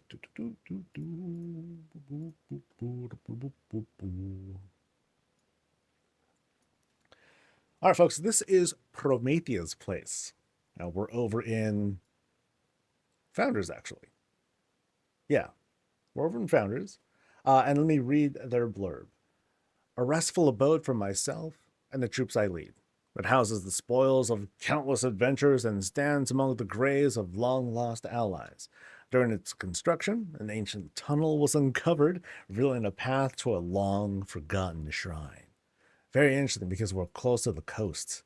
So for all we know, like, it could have been like this place that was here before the Sundering and all that. And then once it split off, it might turn into like something crazy, but It might not be like ancient night elf ruins. It might be like this whole kobold thing full of spiders or something like that. But let's take a look at what we can see up here. You can see how the lot is like fully fenced off. Maybe if one day they have like animals and pets and what have you here, there'll be a way to like kind of keep them from wandering around too much, or perhaps protecting from some of the maybe not dangerous animals outside, but ones that might threaten like our little critters and little buddies. So we come in. Very spacious outer area so far. We have our little stable, not flight point, but merely a stable where this bird is feasting good. Oh, they're comfortable. This bird's like, yeah, it's nighttime too. This is my time, so don't get too close. I'm like, okay. But surrounded by hay, they have like great bedding. They're just eating. Yep, they're excited. So they're having a good time. Very, very nice. Now, it's still daytime over here, but you can see like the illuminations from some of the bits of like decor here, as well as the house itself. You have a little bit of light up front. There's the boss. Hey, what's up, boss? All right, next is a little place for snackies. Gotta have our snackies while we're out here. Going around, we got our little shop pond. Oh, kind of a shame that it's all the way back here. It could be up front, nice and prominent, but it's also a great way of filling up space. Now, curiously enough, we have this trellis that we're passing through, as if this spot here, okay, it's this isolated spot for graveyard. Looks like they're here too. They're not just memorials, they are here. You know, absent friends, old buddies, all that. Nice. Personally, I gotta say, even in a fantasy world, I don't think I would want my character, I don't think I would want a gravestone or whatnot of friends or whoever. I don't want them there. Like, it's a bit close. I don't know if I would want them like next to the house, or I would just have like this kind of like isolated spots that's dedicated for them instead. I mean, maybe. We are in this part of Founders where it's kind of warranted. Not my thing though. All right, so we're making our way around past the little bird. I think we're ready to head inside. So very curious cave stuff. If something we might find. I'll be very curious to see how that plays out. All right. Now, when we first enter the place, it has the look of a normal house. If you want to consider the flying books, normal house. All right. We step in. We're greeted with food. It has this welcoming vibe. The kitchen's right over on the side. We got some more to enjoy. Kind of like workshop-y areas. We are feasting right over here, but so far it looks like most of the food's out. You know, they're having goulash, or someone's having lobsters, some folks want kebabs. It's all good. Back here is something. We'll go there later though. Let's explore. I'll explore a bit more of the kitchen area too. Yeah, great place for snackies, relaxing. Maybe some pets can like hang out here while we're chilling. Nice little details here. And separate eating spots. So while not a restaurant, it is a place to, maybe have like guests over. Maybe normally. Like today is like, okay, we have like guests over, but like these tables are made of freaking stone, so we can't just move them, push them together. It's like, great going, Jeff. I'm still going with the whole Jeff thing. Why did you get stone tables that we can't just rearrange? Like, we put them down when they had them delivered, and now we can't freaking move them. It's like we have to call our neighbors down the street if we want to help them move the tables. Like, yeah, well, I thought that we would just have like one table for us and the family, and then this other table could be like for work and all that stuff. Yeah, well, when I want to have like, my mom and her family over and all that stuff, now we all sit in separate places and it's all weird. It's like, well, can't do anything about it now, girl. Sorry. We gotta live with our stone tables. I ain't that strong yet. Shucks, I'm only level 5. So what can we do? What can we do? Let's head into the kitchen spot, shall we? See, smart. Things with wheels on them. Easy to move around, modular, you know? But yeah, we have this fun spread, kind of minimal actually, and I'm cool with that.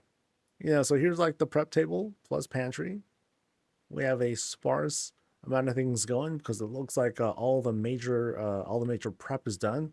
Things are just cooking or otherwise sitting on warmers, ready to go, ready to be served, and all that. Of course, the good stuff. We got wines. We got coffees. You can't go. Jeff can never go wrong here. You'll never have enough coffee. Ah, and here is the pantry proper. Very, very filled out. Nice and stocked. Mixed ingredients are even ready to go. Select for drinks and all that too. So great kitchen spot plus wine bar or plus wine storage and all that. Uh, do I want to go down there yet? Okay, I'm just gonna peek real quick. Just no, I'm not. I'm gonna go later. Yeah, we'll see where that leads us. You're saying okay? Pinky says go there. Okay, I'm going. My resolve is weak. Let's go. Boop. Okay, so okay, that's something. We're definitely gonna say that for later. So tunnel there, and then we got way more house. So since we're here, let's go this way. Oh wow. So warband style housing. And by warband, we're talking barracks. You know, very minimal stuff. Hard to tell if this is a warband who is yet to move in, right? Or if they are very, very disciplined, like military style. And it's like, okay, you know, you're done. There's going to be very, very little, if any, personalization for themselves. But we do have like some kind of rare pieces that are out here. But when they're out, they're out. It's all business. You know, this thing stays super clean. So when folks like me come in, I'd never know. But it does have that evidence of, you know, just imagine, you know, at some point, like the place is full of activity, like, okay, the whole crew is home, everyone's just kind of like laughing, doing their thing, you know, throwing stuff around. Up here, they're playing some basketball and, you know, just fraternizing. It's all good. But when it's time to go, you know, it's all cleared out. So very disciplined team, I'd like to think. And then here's a sample of all the armaments: Death Knight stuff, Paladin stuff, Demon Hunter stuff, more stuff, monk things, everything that we've basically have seen in housing so far when it comes to the depiction of weapons. So all sorts of stuff are out. Right through here. Okay, this is going to be kind of sprawling. So trophy kind of room is how I'm looking at this. Things we've collected, places we've been, classes we've destroyed, and all that. And maybe like some favorite classes too. Yeah, I would definitely say it's like a bunk room for like alts and everything. Now they could be like the just kind of like the throwaway alts if they wanted to call it that. Meanwhile, we might see some dedicated rooms for like their main and like a couple folks. Oh, I'm sure I missed a room. Don't worry. I know I've missed quite a bit, but I'll make my way around. I'll make my way around. Trust. Actually, correct me if I totally miss something and I and I forget about it. So up here, profession style stuff, and we see like nice, easy references: mining, blacksmithing. No woodworking yet, Blizzard. I know that. I admit that even I wasn't really a proponent of woodworking. I'm still not, but you know, seeing some of these things, it just makes you think. It's like, oh man, it would be like really cool if there was something to that. Yeah, lots of profession celebrations here. Some of it, I gotta say, feel a little unfinished, like the tailoring stuff. It felt a little sparse. Um, Alchemy feels a little sparse. Uh, Engineering looks good because engineering is the best profession of them all. I mean, it's got all the cool things anyway. So let's go inside here into the workshop. See? So they carry the same bias as me, with profession being the greatest of all the professions.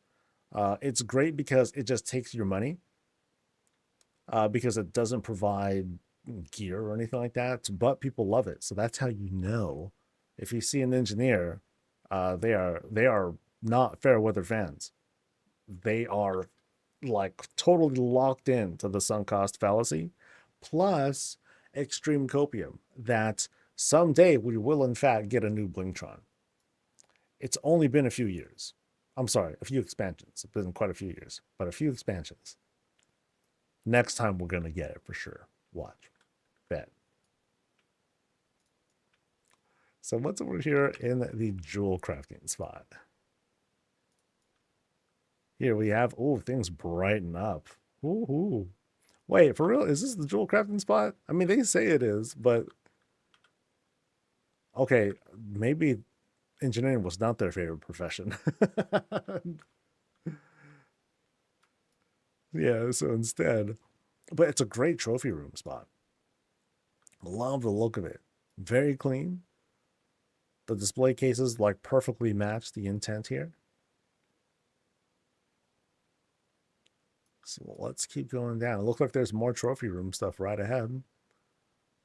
Now, of course, if we were intruders, those statues would be like, oh no, no, I better back up. Yeah, because there's lots of space here. Actually, wait, no. I'd be able to like, so just imagine a bunch of arrows are like shooting through. You're waiting for their cooldown. You move up.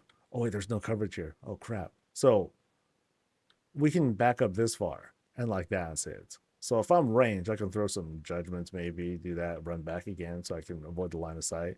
Otherwise, at some point, I just gotta like run up, grab these dudes, and melee the crap out of them.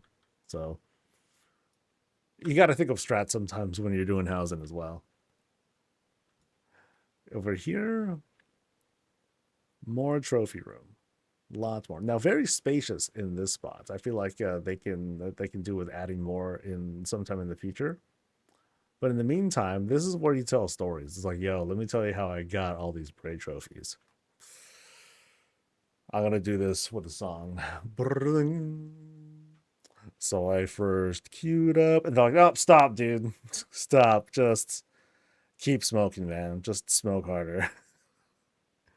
If he has enough, he'll just pass out. Then it'll be okay. You know, let's just enjoy the vibes. Okay, all right." And then yeah, and then when he's high, he just shuts up and just paints. So that's what he does. Fun. Now, oh, okay, we've shifted really hard all of a sudden. So, I guess after having all that hookah, this is what they pass out, and this is what happens. They're like, "Whoa, dude, what happened? Whoa, yeah." Now things just gotten kind of crazy. Now it feels like there's like one of each, is what I'm seeing here. It's a tactic I call one of each, and we're seeing one of each of the void the core being put out in this array. So I would say this isn't, yeah, I'm in space, sure, but this is also continuing that whole gallery kind of feel. Like, yo, look at all the stuff that I got. It just happens to be set up in this nice, neat spot. Oh, and there's the boss. I was about to sit in the chair. That would have been hella rude. If I sat in it, they would have been like, yep. They would have grabbed me. They would have yeeted me right off, right over that. That would have been it. So I apologize. But yeah, this is where he goes after all that smoking. After he gets like shouted down for trying to sing. So I feel kind of bad actually. Now he's like, oh, I just wanted to sing, man. I thought I had a cool song. I was writing my song and everything. It was cool. I wanted to present it to my friends, and then they just rejected me. So I'm just gonna brood out here, guys. And then all of his friends are like, all right, we're just gonna be in here. And they're just gonna keep smoking and just kind of chilling. but it's all right. You know, they'll bounce back. They're all buddies. Remember, it's a warband house. You know, so everyone, you know, everyone gets along. They're just ribbing each other. They're just poking fun. It's all love, man. When it comes down to it, it's raid time. All right, we're gonna come together. We're gonna crack skulls as a family.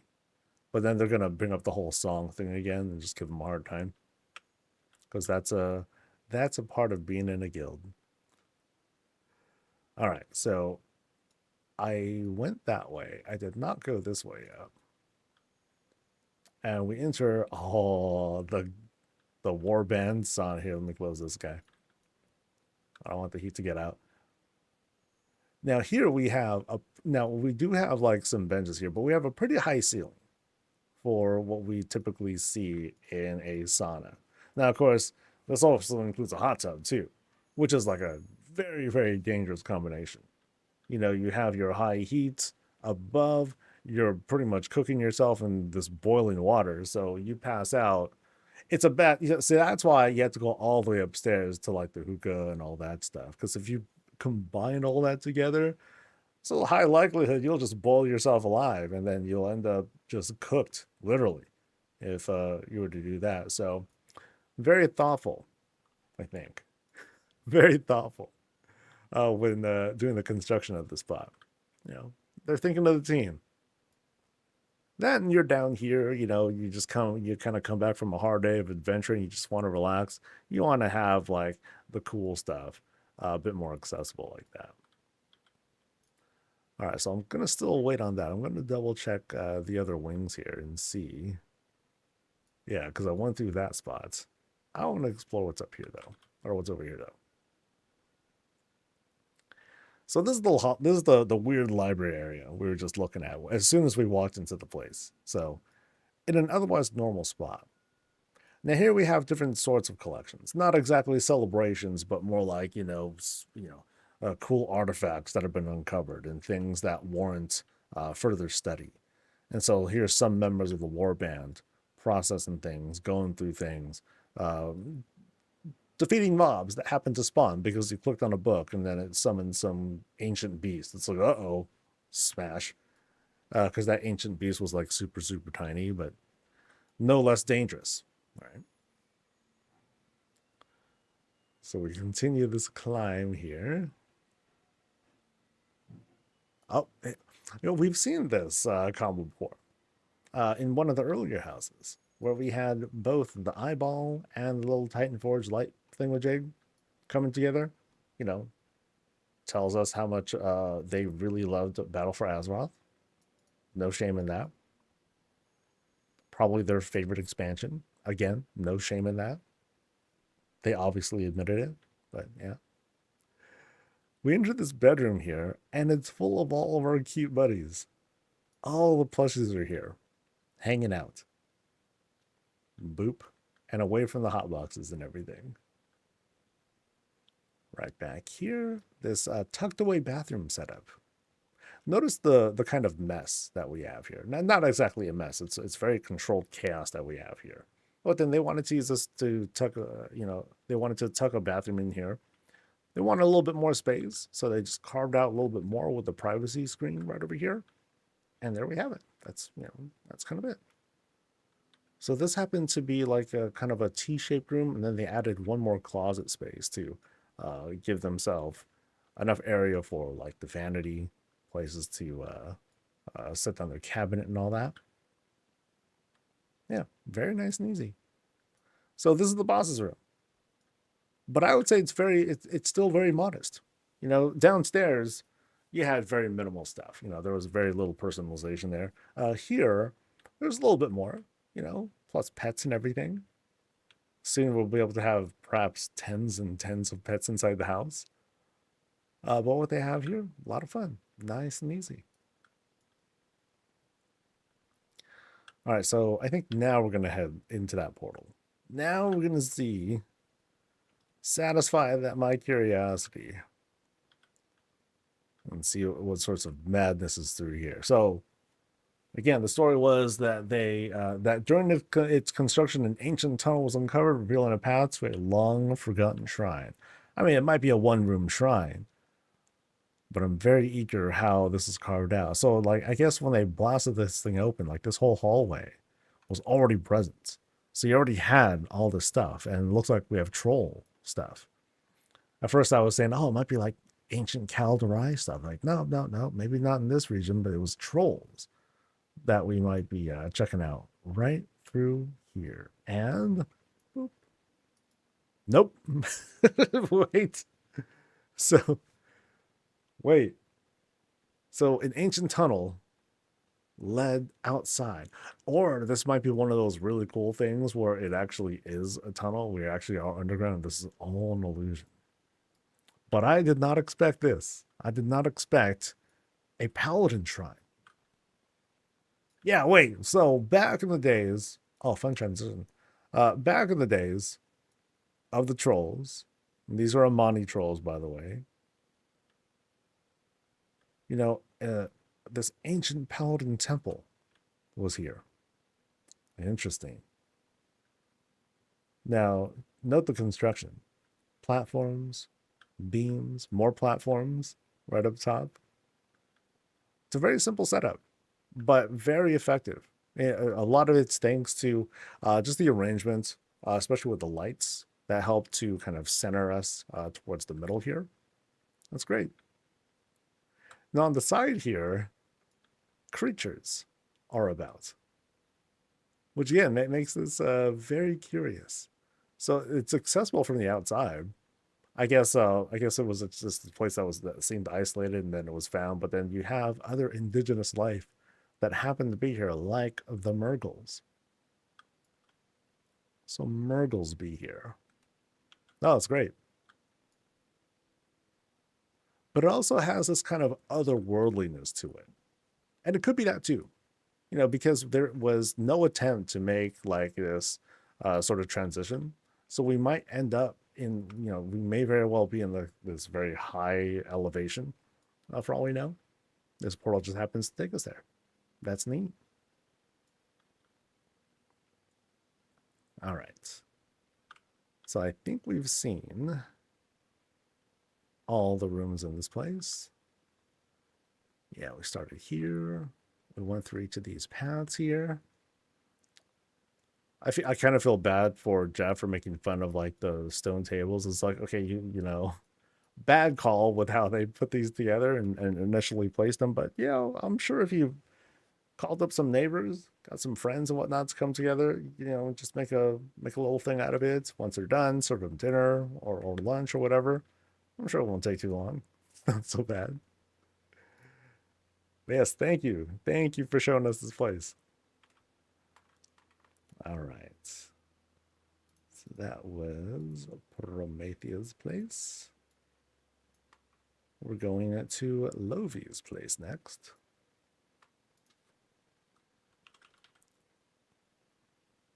If I can find it. Okay. I spelled it wrong. There we go.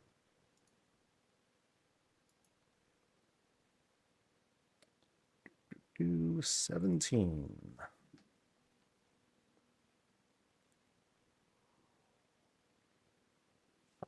That's right. Wanderlust Den, they have both a Horde and Alliance guild. So that way they can have like double neighborhoods. Nice.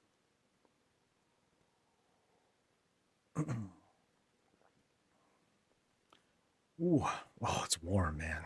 It's really starting to get uncomfortable here. Okay, so let me double check the new stuff really quick.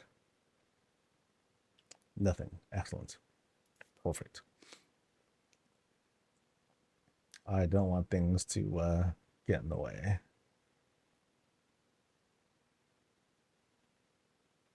Oh yeah, so Jessica Kalashik confirmed 100 pets.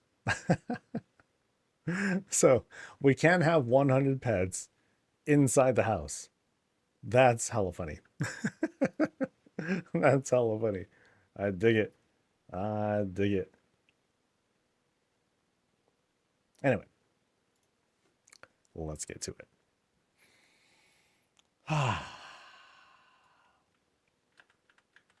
All right, folks, so this is Lovi's place. and I'm gonna get right to the blurb here. This is my clamor to Blizzard to release Night Elf Paladins as soon as possible. The lore is here. The house is too. Elune deserves Crusaders. Okay, so this is a Night Elf Paladin house. Blizzard. I'll roll with that too. Sure. So let's check out what's going on. Oh, wow. Okay, so okay, we'll take a closer look at this in just a bit. Now, we go in. See, they were looking too. We go in and we have the shop skin right in front of us. So the cherry blossom tree is coming down, but there's a lot out here, dude. Wow. Okay, this is highly unique. So we have the whole night phase structure that's been like smashed down into the ground, and so now we just have like these arches that are used. So very neat. And then we have this climb of tables that leads us to, oh, okay, so, oh, that's neat. So they took the shop skin, they raised it a little bit, and they skinned the bottom of the house. That's very cool. Wow. They did a lot with this too. So I think this is a barricade. No, that's a curved table. That's skinning that. Here's like the default. That's the default structure. That's coming out there. And then notice how we have the Gilnean walls that are doing a lot of the heavy lifting here. Wow. We climb up these walls and into this little lake that they put together right here, or a pool, whatever you want to call it. No, it's a fishing spot. They have a fishing pond up here, which is very neat. Oh, that's dope. That is dope. So let me climb down now because there's like a little bit more to see down here too. So we got fishies going because fishing pool. Yeah, smart. Another one of these structures again being used as like walls. So like notice how big it is though. You know, we can see that it's like super embiggened and everything, but really neat. Very unique build so far. So there's 3 of these shrines that are flanking the area. And then once again, yeah, this is very cool. Yeah, notice how we have the walls as well that are covering walls plus more Gilnean walls. Walls and walls and walls that have effectively just kind of like did away with that bottom area. Right up here, picnicking spots under the stable. Nice and shady. And then we do this separate climb. I'm very impressed by this. This is highly creative. I haven't seen this sort of skin work done before. I mean, I've seen other things, but nothing quite as workable as this. They effectively like kind of eliminated half of the skin. So let's climb up a little bit more. You know, we have like this full artsy deck there. As we climb up a little higher, as usual, place to observe, sit, and cast Rain of Fire on unsuspecting people who are crossing. And then you duck behind it, so that way you hide, right? Actually, not Rain of Fire, that's really mean. It'd be Blizzard. You cast Blizzard, long range, because we got the hide advantage, you know, right there at the choke point, and then you hide. And people are like, who's doing that? It's like, haha. Because it's like level 0 Blizzard. You're just kind of like raining on them a little bit. Just mischief, dude. It's just mischief. Really cool, though. I'm highly impressed by this right here. Looks great. But let's head inside. So once again, a Night Elf Paladin house is what they're going for here. Let's see how that let's see how that goes. All right, so as soon as we come in, we have nice branding on the sides, and we have, I'm not sure if this is true or not, but I'm gonna say I'm just gonna brand this as a mouse door, because that's where I kind of first saw the style. It's not the same style, but I'm gonna say it's inspired by mouse, something like that. I like the umbrellas though. That's very charming. I like that. I think those are just okay. It's the big drapes, but they just kind of clip them right through here, so that way you only have these extensions there. Yeah, neat.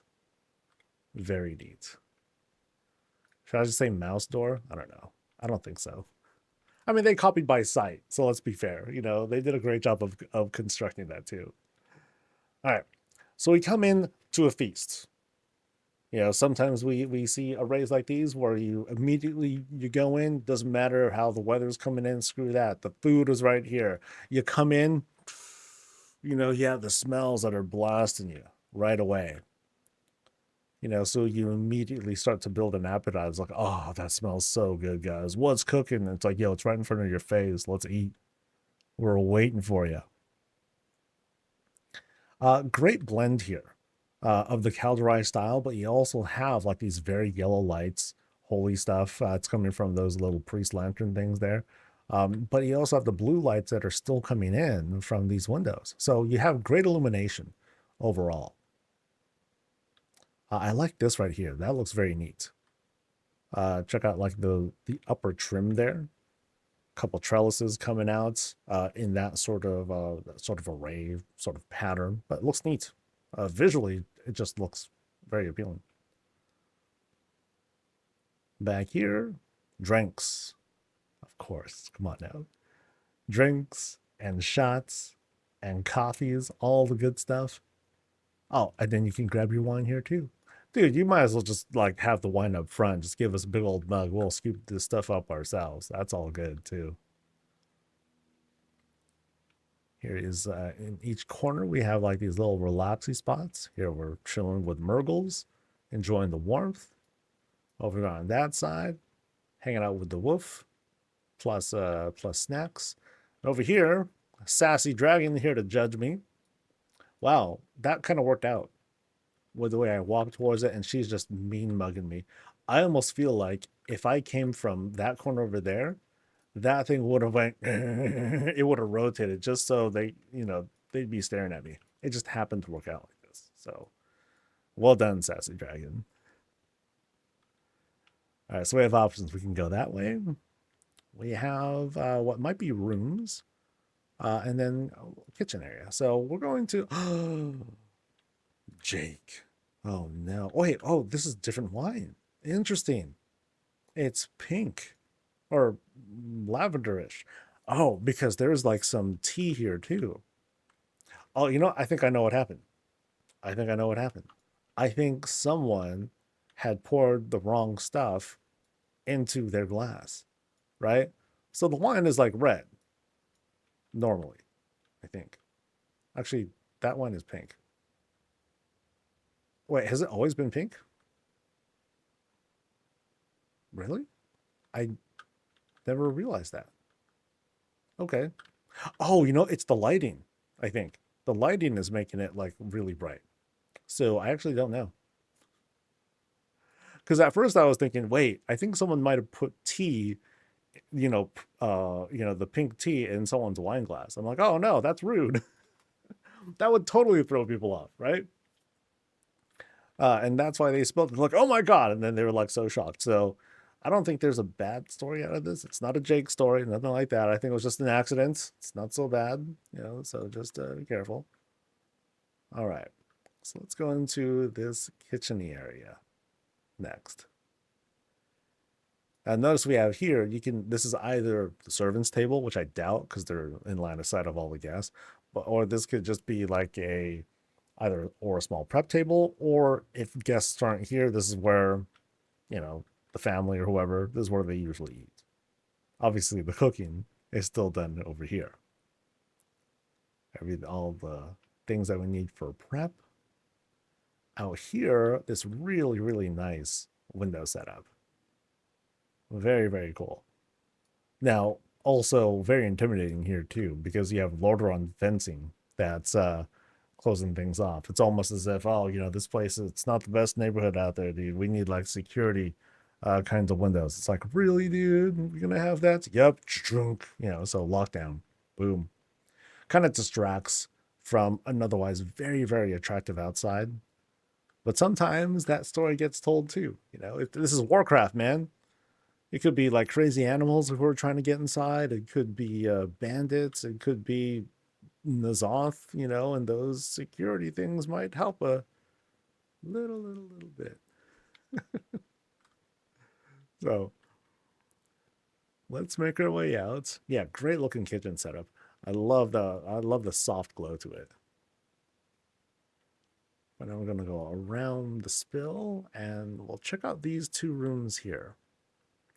Very interesting here too. Notice how the doors are, you know, it's not like a perfect pattern. So we're going to see perhaps some distinctions between these two rooms, assuming these are rooms. Oh, okay, it's not a room. It's not a normal room, that is. This is a stairwell room we're going into, I think. Something like that. Yeah, so we go in, and then these walls are all set up, and now we have like these new shapes. So that's going to lead us up. This leads us to under the stairs. But notice here, you know, in this little sleeping area for the lion. Oh, and puppy. So we can sleep right here. Notice how little space we're using. You know, we're using the area that's right next to the spot under the stairs. So here it is. Here's under the stairwell, which is turned into a, you know, pretty um, not miniature bathroom, but oh, the word's not coming to me. Um, but you know, we have all the basics. There we go.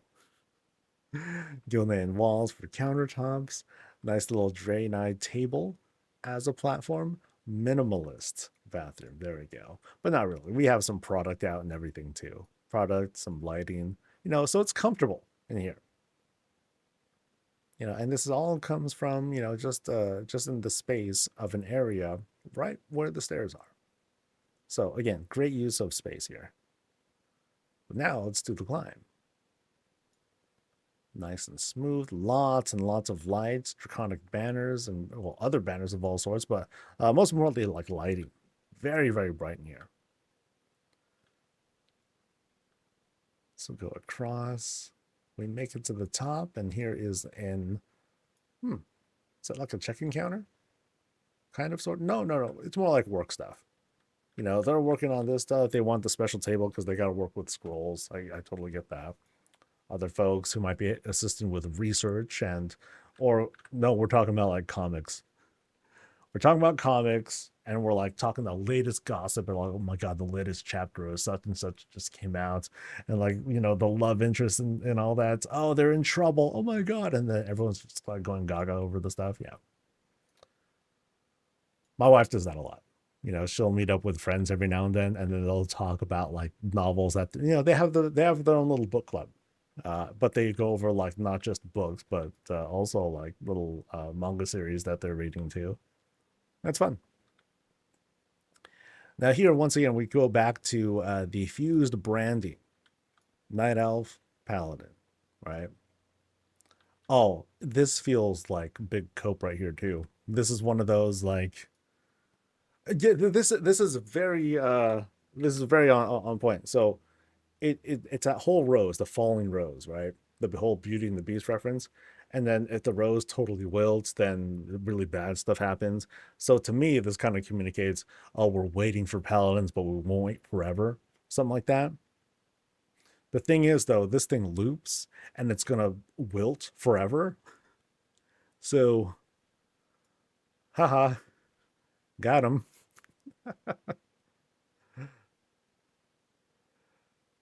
Now we enter the library.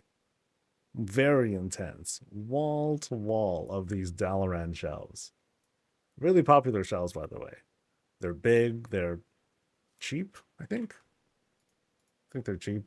Yep, they're big, they're cheap, and they're very attractive. They had lots of color, especially to something like this, because you have like this nice contrast. Even though you have like the bright floors, you have these to kind of like bring things back down, even though it's like really bright in the center. So really nice effect that we have here. Very official looking. But of course, pets are allowed. It's all good. They're allowed.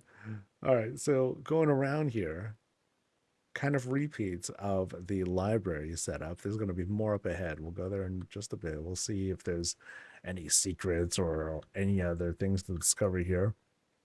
So pets and Murgles are allowed. Over here in the middle, though, I say this is where the most intense research is taking place. It's like, yo, we really gotta get to it. Let me turn on the, really turn on the lights and study. Wing. Yeah, neat effects that we have here. I dig that a lot. But now we're gonna go past this thing and into what feels like the bedroom. So the bedroom right next to the library spot. Interesting. And a very packed bedroom, I gotta say. So right back here, once again, praying for Night Elf Paladins. Please, baby. But also, we have a workshop here. Personal workshop to fix things, repair things. I really like this here. So there is this whole depiction of the outside. So like right in upper level, there's like kind of the lower level, maybe maybe that's a neighbor, an attached part of the house, something like that. Great perspective though. Really, really good. Yeah. I'm pretty impressed by that. It has a good angle. As like kind of a next door neighbor, and we're looking in from the upstairs. That's really good. Of course, we have our collection of rare stuff, some from PvP. And then back here, the bed.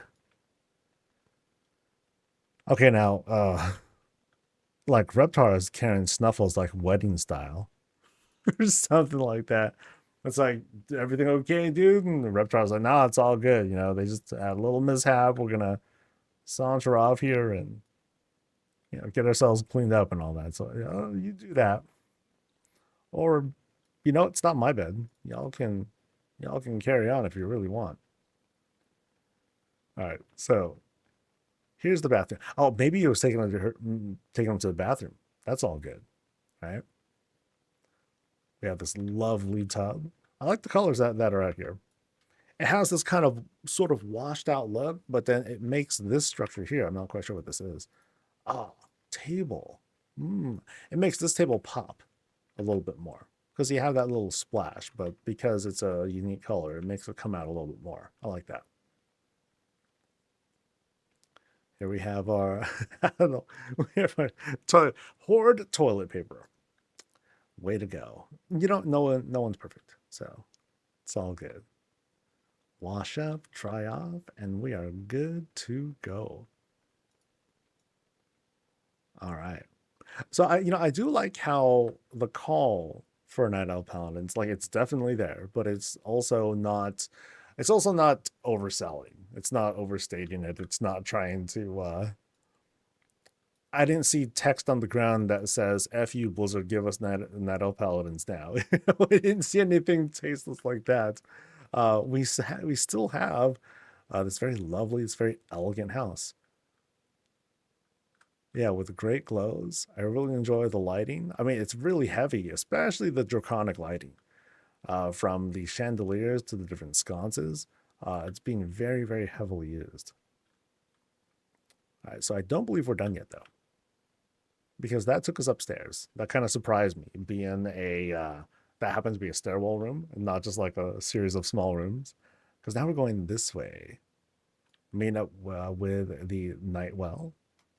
Oh, but that's being supported, I think, with both the Dranithus Crystal Chandelier and that ethereal thing that brings, that whole energy suction thing. So it almost feels like, hey, it's a nice, cool spot. Oh, don't stand too close. It's actually sucking away your mana. So beware. All right, so we have options once again. That is an outdoor spot. This is, I don't know. And this is probably where we'll go next. So we're going through and we enter workshop stuff. Is that the Brazilian flag right here, dude?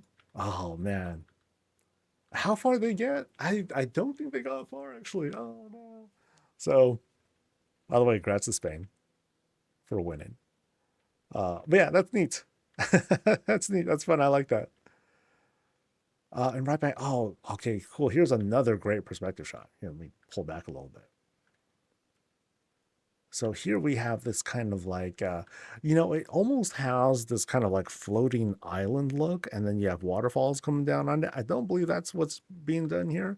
It's just mountainous, but big waterfalls over there. Very pretty. I love the light shafts, the blue light shafts that are coming in from the moon somewhere out there. Looks good. That looks really good. And check the dressing here. Elven tables, beams, to set that out. And then little bits of personalization here. Foods, this little working table here. Check this out. We have like a whole record player. Haha, nice. Now, does it include that? I don't think that's a screen of any sort. I think that's just like the cover for the guy. So it just happens to be open right now. That's really good. That's very good. Like, what do we have here exactly? I know this is like a book of some sort. Yeah, the tome, rugs. This right here is a mug, really? Ah, I think. Oh, okay. It's the bottom of the mug. Mmm, very good. And then of course we got cookies here. Heck yeah. No, that's awesome. That is awesome. Pretty simple with the setup too. All right, then back here. Ooh. Well, we're here now. We have void stuff. Oh, it's the void Murgle's room. All right. Oh, it's our battle station. Heck yeah, dude. Awesome. So we have our cool little Lordaeron Fence keyboard. We have our rocket mouse. Rocket mouse. I believe there was a brand once upon a time that I recall. I think it was called Rocket Fish. This is Rocket Mouse. So nice play on that. I don't think that was intended, but that's what you get. It's a mouse. Yeah. It's like they're like, wait, what? Did someone say the magic word? Ah. All right. But from here, now we have this suspicious thing. So remember, this is supposed to be a night elf paladin, hey, we want this. But then what we're seeing here, it almost has this whole vibe of, kind of like what the Blood Elves did. It's like, yo, where do we get the power of the light? Oh, we just siphoned the freaking Naru. What about here? Oh, we're just siphoning Nazoth's freaking eyeball or whatever. And now we have holy powers. Yay! Or do we? Yeah. So could be an interesting story to tell on how Void Elf paladins become a thing. All right. So I came from there. I just came from here. So we're going to go this way now. Where will this lead to? Ooh. Oh, wow. Dude. All right. Back to this screen, guys. Check out what they did here. We have aliens. We have... wow. Just, dude, that's huge.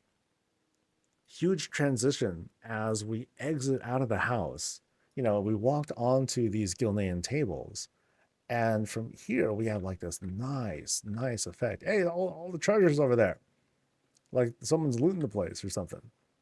But we have like this, I don't know if that's a whole separate house. But I love that. Somewhere out there, someone's getting taken away. Poor guy. But yeah, good luck with them alien dudes. Tell the Titans I said hi. Let's walk over real quick. Now, what does that have to do with Night Elf Paladins? I don't know. But, lighthouse kind of thing, too. Right over there. Let's cross over into this other house, apparently. And we'll see, like, how extensive this is. But first, let's appreciate the many treasures that have been laid out. Bling, bling, bling. Let's loot that stuff. And then right back here, just kind of a peek. Here we have one Murgle with, okay, not a cup, One Nurgle that is keeping watch, but there's the alien out there. That's fun. That's hecka fun, dude. But now we're gonna go inside. If we can go inside, actually. Let's see. Go through the shroud and oh wow, this is very complete feeling. You know, we have more Gilnean tables that serve as the ceiling. Nice little thing with the Sylvanas banner. Maybe a goblin happens to live here, given the chair and the bathtub over there. And like there's like their alternate way out, kind of sort of. So it's like these two houses, the backyard of these two houses, I guess, they meet in a river. You know, so these two are neighbors. This river or waterway kind of cuts through that. Oh, check it out. We have like the water that comes from here. Nice. Really nice. So it does a great job of serving as that transition or creating a good illusion here by having all the rock formations and stuff here, but then it leads out into the ocean or something like that in that direction. Very good. And then, oh, let's see, that door will, yeah, that door takes us out. Here we have our bathtub and the bed. Small bed, I should add. Doesn't even have a headboard. Could use some pillows though. Feel kind of bad. Yeah, really nice. Oh man. I didn't expect like a whole second house. I mean, it's small, you know, but yeah, really neat. I was very pleasantly surprised by that. Ah, so great, dude. It's like so much to add there. I feel like very simple by comparison. But now we're going this way. Pass down this hallway, which is more than just a hallway. It's actually probably a plus-shaped room, given how much clearance that we have on either side here. Once again, we have like these kind of big illusions being set up. So like out here, it's as if that's like another wing of the house out there, the fencing, moonstones and greens and all. Plus the additional lighting. You have stars out there, light shafts coming in as well. On the opposite side, similar vibe. Like, that's really good. Now, remember, we like that way down the hall was that other house. Here is a perspective of it. That's so good, dude. That's hella good. Oh man. I'm gonna do so I'm gonna go back again. So here's the house, you know, the neighbor house on that side. And then we go right through here, and we have this. Ah, this does so good. Is there a window out there too? Please tell me there's a window out there. Oh, I can't walk out here. No, okay, I'll go the other side. Ah. There's no window out. Oh no, there's the window. Oh, that's so good. Oh, that's so good, dude. Well done. Well done. Yeah. That's sick. Yeah. Very neat. Very neat. All right. We're walking through this this little closet room. Here's our pride power up. And all that. Then we cross over to this L-shaped room here. Once again, yeah, these are definitely one of the coolest kind of outdoor illusions that we're seeing. Because not only do we have like these filled out spots with little greens and everything, we also have perspective checks. You know, so like there's like this thing on the outside, it's all fenced off, the Gilnean walls and everything that are down here. So like this is like the whole fishing hole, right? So pretend like the front door is like that way. Here's like the elevation that we come up to, and then here's like that whole pool. Neat. That's so neat. Hard to pull off too.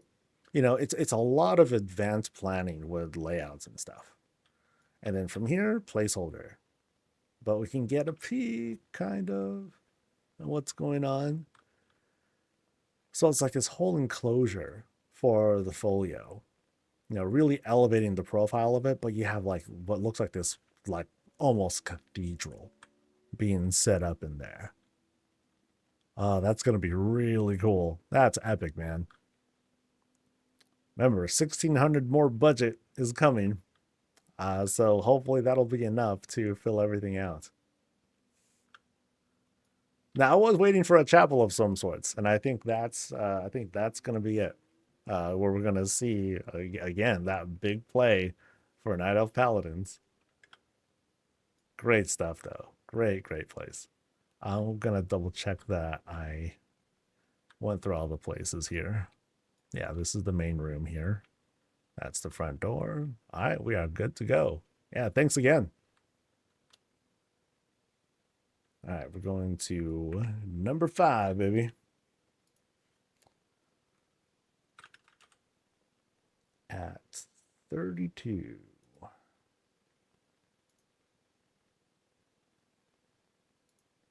Bundle on the shop. I'll look at it later.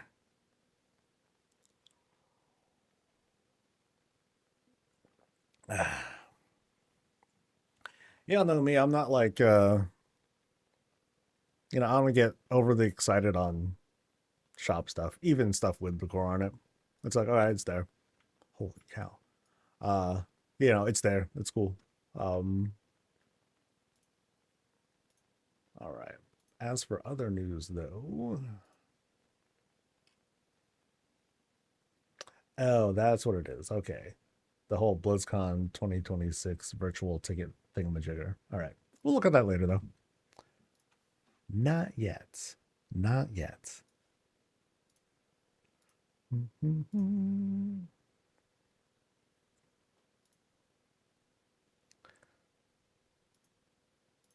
All right. All right, folks. This is Macy's place. And somewhere in there, oh, hi. Somewhere in there is the house. This is cool. This is like a ruined beached ship kind of vibe that we have here. Debris is kind of like strewn about. It looks like it's been like ruined for a while. Like things are just like trashed and all that. Weather worn, really bad shape. Actually, wait, no, there's the house. Okay. But I'm looking at this. I'm mostly looking at the structure here. Now, it's one thing to have like, hey, look, guys, it's a boat. Here we have a ruined boat. So now we have like different sorts of challenges. You have debris, you have junk, you have, again, the whole weathered look of things in like a full disarray, breaking down, falling apart. But you still got to maintain like that shape at least a little bit. And I think they did a great job here.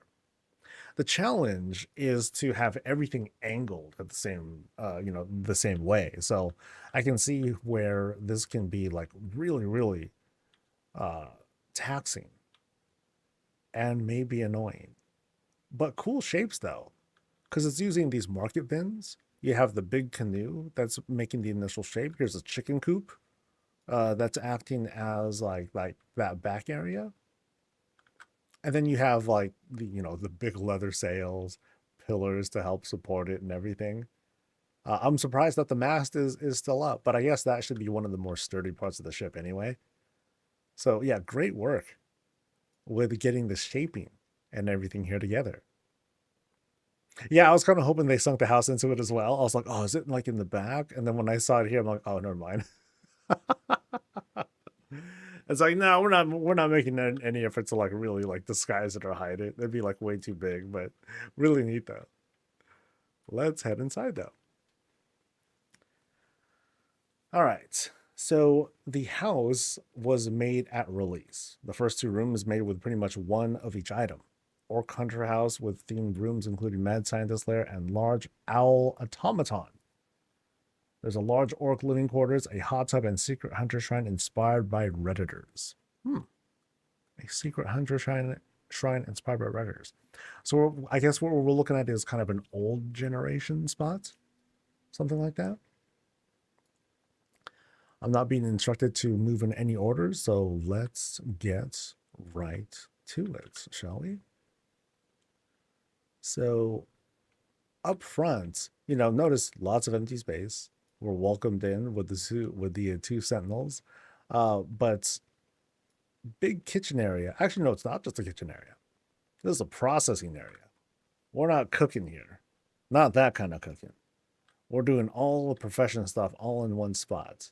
From alchemy to engineering to, well, cooking too.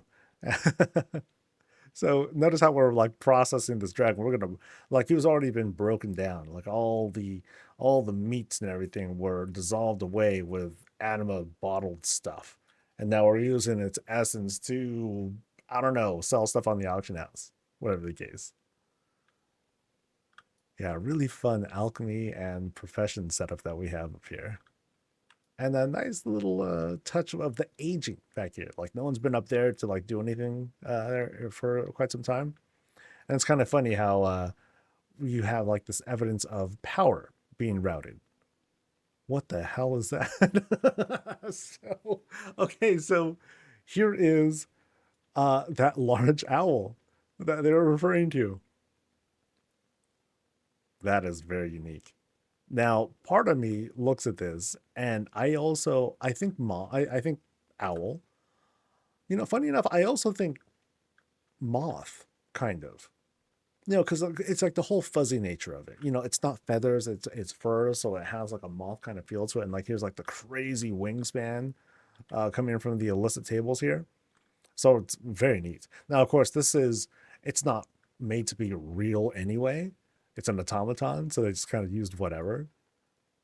But they're definitely going for the owl look. Oh, look at those big old transistors there. That's how I'm looking at those. Dude, if those pop, oh, that would be so dangerous. But yeah, listen, how else is the power being routed? Oh, it's being routed to like that little generator thing there too. Yeah, all sorts of tech is happening here. Now this is doing something. I guess they're radiating food to feed the owl so it eats. Or maybe it's its way of eating. Like it doesn't eat normal food. It has to eat like super special radiated food. Here, let me zoom up a little bit and get like a different look here. So something like this can do. That's neat. Really neat creation. So it's like what we have are okay, those are pitchforks, fence pipes.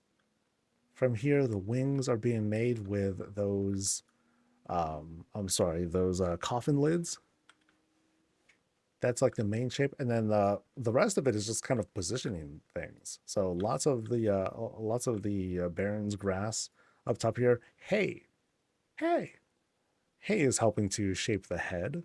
Oh, sorry about that. And then from there we have what looks like those Herondar cups, I believe. Yeah, those Herondar cup things plus little cushions. Ah, that's fun. That's really cool. Oh, sorry, let me get that angle one more time if I can. Yeah, and then they still added some animated stuff back there too. So you have like this whole conveyor belt spine kind of thing going on. Neat. Neat. And are we outdoors? We are in fact outdoors. Oh, that's sick. So at any time, foo, that thing just yeets off. Oh, that's cool. Let's see, is there anything behind here though? There is not. All empty space. All right, cool. I mean, someday if they happen to add doorways to that, they're prepared well in advance. So very cool secret lab that they have set up here. Ah, that'd be a cool mount to have. Like a electronic moth. Or not moth, an owl. There you go. See, I totally corrupted myself there. Now I think it's a freaking moth instead of an owl. All right, so let's go through. Okay, so we have a door here, but it's a secret. Okay, and secret shelf, but we also have a giant door. That works. That works for me. All right, let's go around and see what is revealed. Okay, just this part. Okay, so we have this. Oh, that's adorable. This little wall painting. Let me zoom out to like this shot here. It's kind of funny because the way the Herondar greens and all this like come together, it has, you know, obviously it has like this very different artistic style compared to the Jack and Jill, the horses that are like chilling there. They like super pop out in a sort of a weird way. So it has this sort of abstract look to it, a little messy, but it's something to that just kind of like draws me in a little bit closer as we try to examine and break it down. That's fun though. That's fun. Sometimes we see use of the Herondar greens being used like this. I know some of the challenges are having to deal with like these little splotches that you can, you know, you can push the decor in a little bit if you want to hide those. But otherwise, nice natural looks in this very large lounge for large folks. Or if anything, I would just kind of like lay down and nap here. But yeah, different effects going on in this spot as we make our way across. Different uses of, you know, big pieces of decor. But as we cross over into the lounge area. So in this spot, you know, just imagine a whole bunch of folks here. We're gathering around. Place is busy. Everyone just kind of like showing off things that they've, you know, it's kind of a hunter lodge sort of spot. It's like, yo, we're going to brag about our kills and tell stories and munch on things that we caught earlier in the day. So you know that stuff is like super fresh. We got hungry hippos. That was instantly recognizable. There's no denying that. You can't tell me this is not hungry hippos. Now this is very rich because these are being done with freaking jade statues. So it's like, oh, okay. I guess one of the hunters here, they brought this set to just kind of show off how freaking rich they are. Very nice. Let's pan around some more. Again, like trophies, weapons being hung up, even places to sleep in this lodge. That's cool. Right under here, you know, more places to like sit, gather, and tell stories. So what are my options? I think I went through here, so I think my next spot is that way. And I believe I went through all the available paths up to this point. Unless there's like something hidden that I missed out on. So let's climb up and into, oh, wow. Ooh, check out this hot spring kind of tub. Oh, that's so good. I love these smoke effects, dude. It really does a number with like the lighting and everything. So let me get this shot because it's a great shot. So here we are. We're in for the soak. We're having a good time. You know, they better get cleaned up. They better like rinse themselves off before they come out here. I don't want them to mess with the water or nothing. And we got this great view outside. Very simple. Very simple too. You know, we got a little bit of, okay, that's a little bit of structuring out there. But then out here, you know, just a sparse set of greens, one younger cherry blossom tree that happens to be out there. Out looming in the distance is like this huge monster of a fruit tree. But then, you know, you can say that's kind of the star of the show. Really pretty setup. But I'd say like, it's really like coming back here. This is like, this is the magic. What's the fog? I actually don't recall. There are multiple things that come from this. I don't think it's the lava ball. The lava ball has a different vibe to it. If someone can fill us in, because I forget which one it is. But yeah, what's great though is how it kind of diffuses the light. As you can, well, it doesn't really diffuse light, but it kind of diffuses our point of view. You can see things kind of like distort ever so slightly there. Yeah. That's neat. That's neat. All right, so I think I need to, actually I don't need to backtrack. I believe this completes the build. Let me do a quick run through though, just in case. Yeah, so instead of like, so it's kind of interesting. They used platforms instead of walls to set up the barriers there. But again, this might have been from like, yeah, notice how you have like all these pillars too. I think this is from like early access. So this is kind of like their first go at it. And then from here, this takes us into bird place. It's a bird. It's not a moth. It's a bird. Excellent. All right. Very cool spectacles there. Thanks for showing us. But now I'm early. Oh no. I'm early, aren't I? Shoot. We got what? I'm fine. Okay, cool. Yeah, that's right. Saw the well. That's when the RP. Oh no, the RP doesn't start yet until. Okay. I remember the plan. I just hope I have all the directions kind of memorized. So let me turn that on before I forget. You know, that's right. Oh, you know what that means? That means I'm solid. We're good. All right. Off to 32.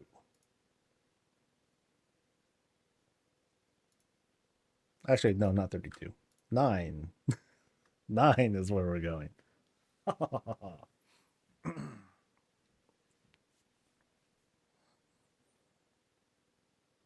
Yeah, I just forgot I gotta end at a certain spot. I know where it is. So I did spoil myself a little bit to find this place. So all right.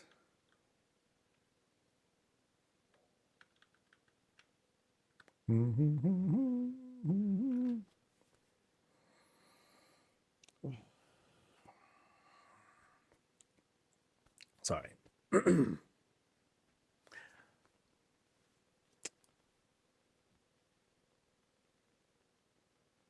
All right, folks. This is Macy's place, but I can't pronounce wingdings. So I'm just gonna say this is Macy's place. And what we have here is a house. It's a modern style house that would look familiar in, well, maybe a good number of suburban kinds of areas. It does have a certain architectural style that I wouldn't really be able to identify with, but it has a very cool shaping to it. Again, modern style house. This would be like our driveway. Here is our wow, 3-car garage. Look at that. Fancy schmancy. Over here, that's 2.5 million, by the way. So here on the side, like the place is totally skinned. You know, we have the regular house that's down here, but then on the side, platforms, platforms and platforms for days. You know, and um, the main shaping of it, you know, they might have been able to like do even more details if they wanted to do that, but they opted for like just the platforms. They just wanted to get the shaping down. So this is supposed to be a one-for-one recreation of the movie of the house in the movie Poltergeist, which is very eerie. Can I pull that up real quick? Poltergeist movie house.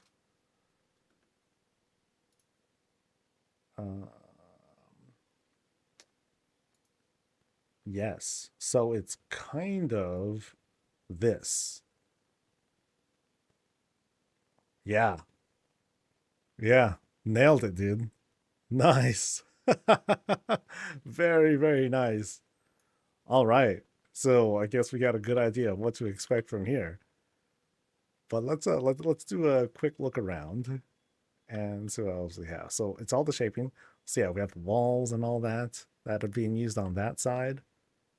Walls and walls. So it was platform, yeah, and then platforms up top. Nice.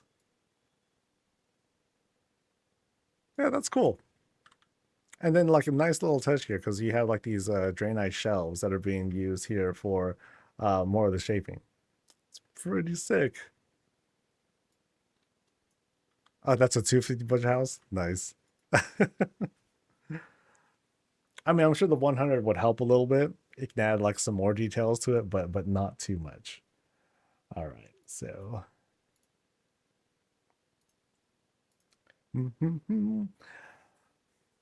all right, so there are callbacks to the movie in every room. Okay, so I haven't seen this movie since before I was born. It has been that long. So for those who are big movie buffs or big fans of this movie, feel free to chime in with all the little references that you might identify. All right, so we walk in, we keep our weapons handy, we leave our shoes on. And first off, this is a dropped thing, like a dropped light, I believe. Shattered stuff, right? Yeah, I don't remember this at all. But it definitely has this very, very uncomfortable, very eerie feeling. So we're going to check out the downstairs first, then we'll head upstairs. The rope when pulling out Carol Ann. Yep, y'all remember this far better than I will. So I'll kind of be quieter here while you guys point some of these things out. Here's our bar area. All right. Looks like we're going into a kitchen spot. Nice and clean. Very kit bashed, actually. And then there is... Huh. Wonder what these are. Arrows? That point us to a thing? Head towards the light? Okay. The slide. Oh, is there a slide? Okay. Right through here. Yeah, great job kit bashing the cabinets, countertops. Very sterilized. Yeah, and then here's like the chairs. Man, y'all remember so much of this. I remember nothing. I should have looked at these notes and watched the darn movie before coming into this. I really should keep an eye on stuff like this more. And the exploding meat on the bench. Oh, on the bench. Okay, I didn't see that. Oh, and then there's stuff outside too. Oh, ooh. Okay, so we kind of have. Did I slip out there? No, no, no. So we have like that thing out there too. Oh God, all the graves are like popped open. Ooh.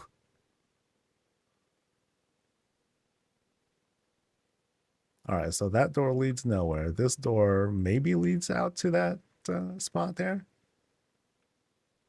Yes, it does. Ooh. Okay, so we're pretty much outside.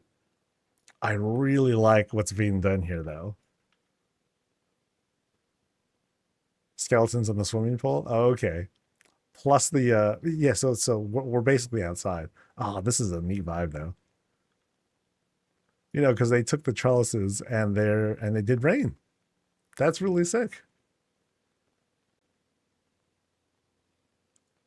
Yeah, and these guys all popped out. Oh, bodies. All right. Fun movie fact: they used real skeletons because they were cheaper than the plastic ones. Wow, that is kind of sad. So, oh, is there anything here in the grill actually? There is. Okay, we got something going in the grill. And then back here, I don't think I'm allowed to go anymore back. Yeah, no, let's go through that. I think that's just like a window thing. All right. So let's retreat back now.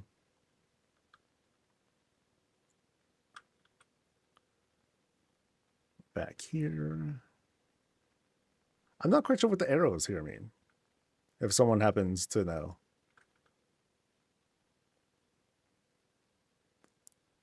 Okay, now we're going to go into what I think is the bathroom. Ooh. Jeez. Oh, the arrows on the side. Okay, got it. So in here, the sink. Oh no, that's awful. And then that's all that's in this bathroom. So I guess like I think I remember a scene where there's like a reflection here. Yeah. This is a homage to Poltergeist, where the person peeled their face off. Oh, heck no. Okay, maybe there's a reason why I don't remember the movie. Oh, but here's the TV thing. All right, so we're going past. Here's like some fixins. There's some power. A power. Okay, that's got to be some significance here. You have stuff that's running here, and then there's the puppy. Oh no, puppy! He's staring at the TV. Is he okay? The puppy doesn't get hurt in the movie, do they? Oh man. Oh, that's an old style TV too. Oh man. Nice recreation of like the dials and power buttons and everything. That's fun. No, it's a great TV, dude. And then of course, something's happening outside of that TV. Ooh. All right.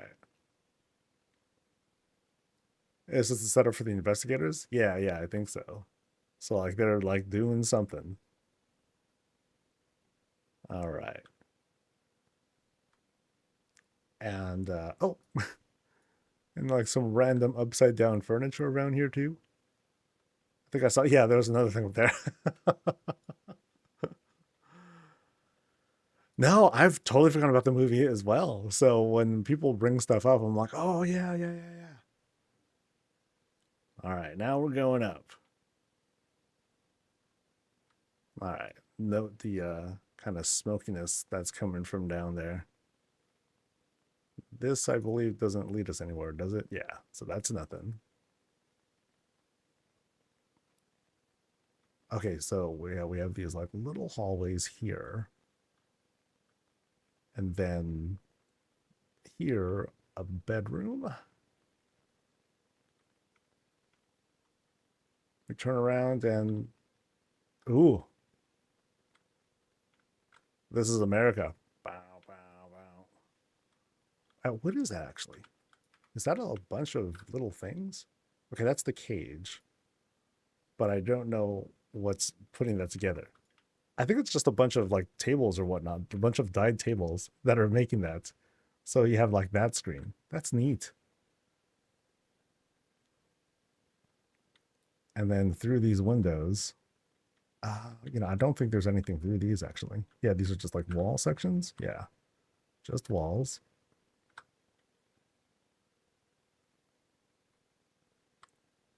And then finally, this hallway.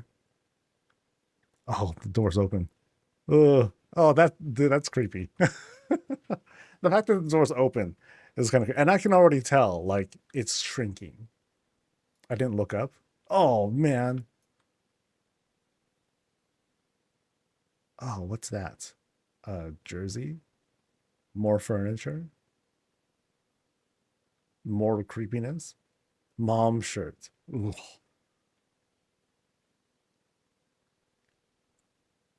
All right. So notice how it's getting smaller and smaller here. Oh boy. All right.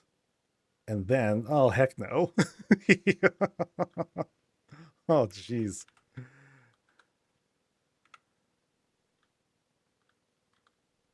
Oh well, yeah, that's creepy as heck, dude. Mm-hmm. Now the construction on this is crazy though.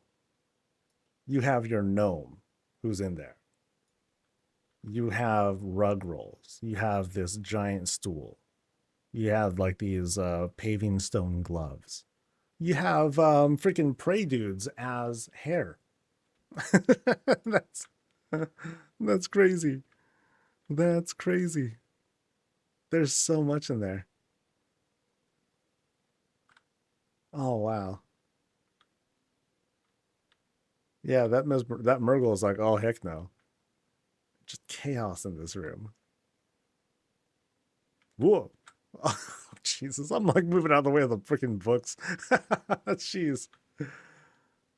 Yeah, even trees are coming inside and everything. Oh, and then there is. Oh, this is a strange land. Do not let your guard down. Their gods and monsters will bleed like any other. Ooh. Uh. Wait, was that Kratos with his kid? That was interesting. All right. And with that, I believe we have seen everything. We are done with this tour. Thank you very much, Macy, for showing us this place. It can't, says our buddy Zama. The containment field. It's weakening. And decor is falling through. Now's our chance. Meet me outside. All right, let's go. Let's roll out, buddies.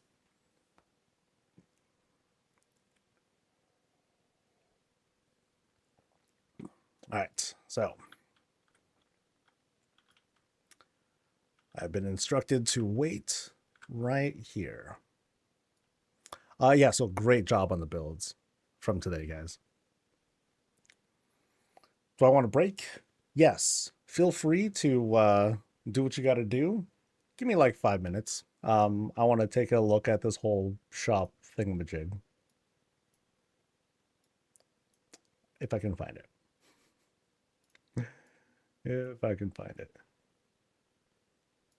There we go. All right, so let's see what this is all about. So, celebrate BlizzCon 2026 with the WoW BlizzCon bundle. Get 3 BlizzCon digital in-game goodies when you purchase the bundle. Take disguise on the Rabbitath Void Rabbit mount. That's actually kind of cool looking.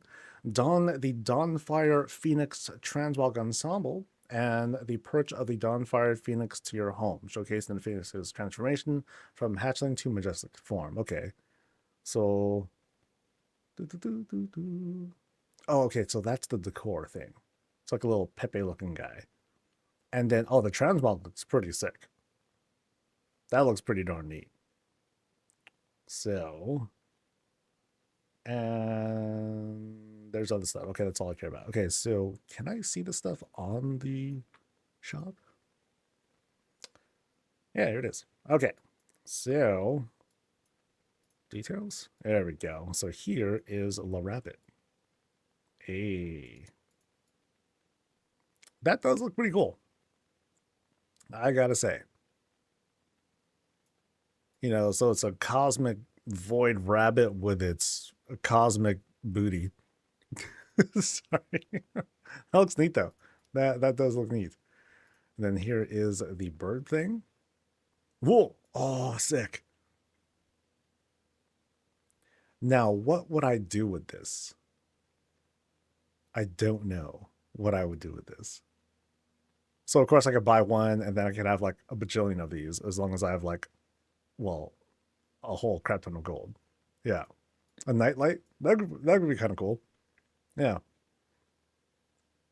Or if I just wanted to have the bird and then the bird just kind of pops up, just like that's it, and I obscure the rest of it, that'd be kind of cool too. Yeah. And then we have this transmog set. This looks really good. So, I want to see like exactly what kind of pieces though. Because it's like, I think each shoulder has the wing, right? Yeah. From the looks, actually, it's hard to tell. Yeah.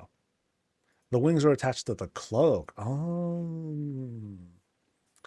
Can I get the wings without the cloak? But I mean, it fits pretty well. Yeah. But at least I can take away the shoulders if I wanted to. That's cool.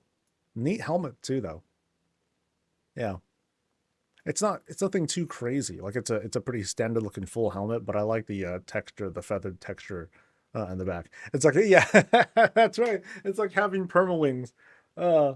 So they also, oh, so they come in like separate sets. Okay, that's cool. That's cool. That's thoughtful. See, they thought ahead. It's almost like they asked me about this in advance. I'm just kidding. They don't do that. Not to me. That's pretty neat. All right, so I need to get a couple of things up.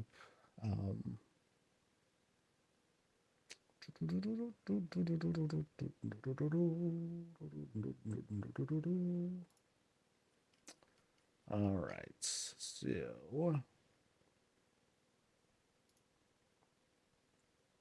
all right. Hopefully I will be okay. The cow. Oh no. I'm gonna be like right here, okay? I'm gonna be like right here. Lakari, I think we're ready.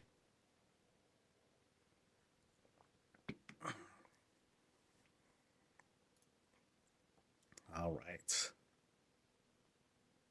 Wanderlust Den is not what you think it is, says Zama. It's actually a ...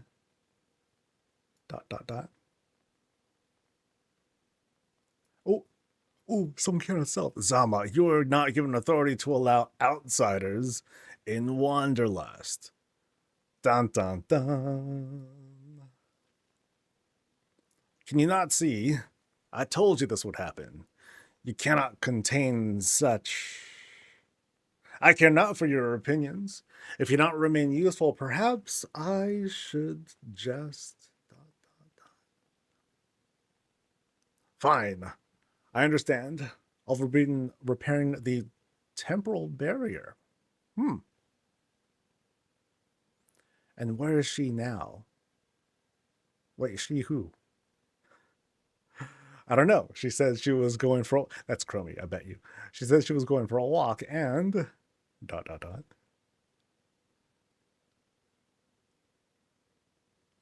No matter. She'll return to the oasis in time, they say. I will wait for her there.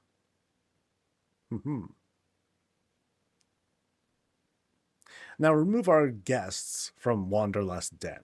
I have more pressing matters. From the whole neighborhood? No. Zama stares into the ground. His hand tightly clenches into a fist, his anger clearly painted across his face. I must apologize, but I'm afraid we must end our tour here. Oh.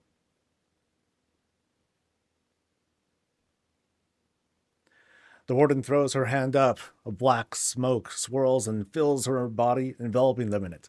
Swirling like an angry tidal storm, it would explode outwards, not causing harm, but when their sights were back, she was gone. Wait, I read the text, and now she's gone. That's pretty good. All right, to hell with this. We make our move now.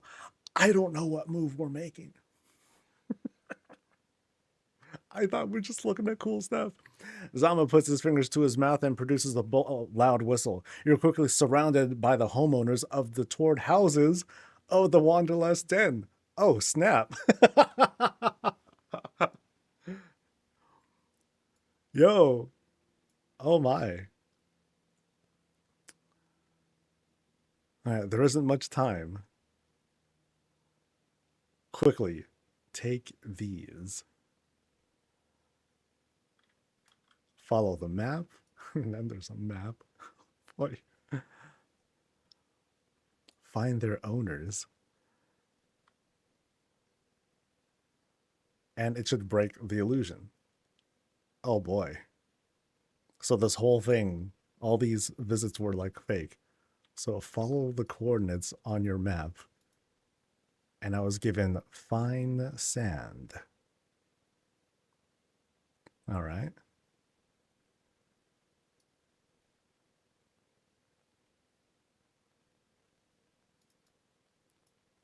Okay, I got fine sand, a well-loved toy. Trade them the items. All right. In order. Oh boy. Remind them Dazzling sapphire pendant. Is this worth money? Is it worth good money? Find the others. Okay, I got a large dragonborn dice. And free her. I don't know who I'm freeing yet.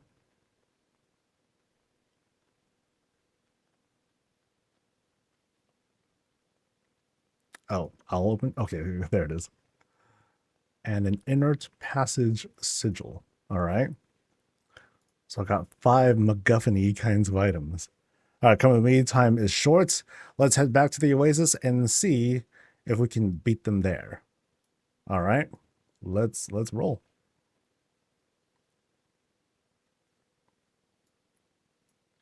Okay, so now I'm going to, oh boy.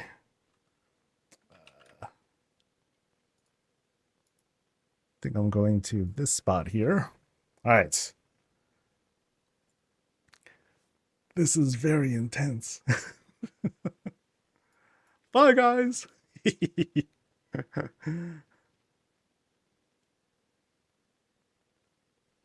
All right. So we made it back. Oh, I remember this place. This place brings back memories, man.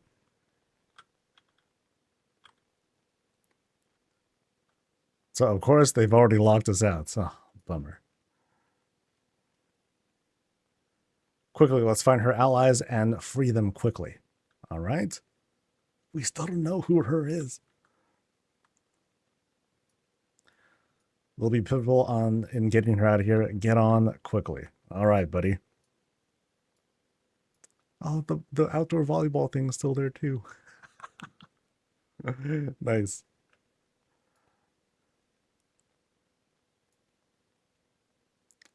Her is the Wanderlust Den founder. Oh, the boss. Got it.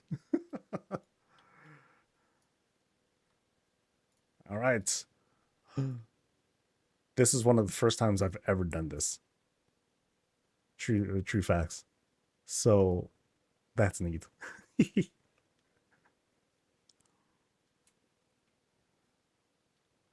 All right.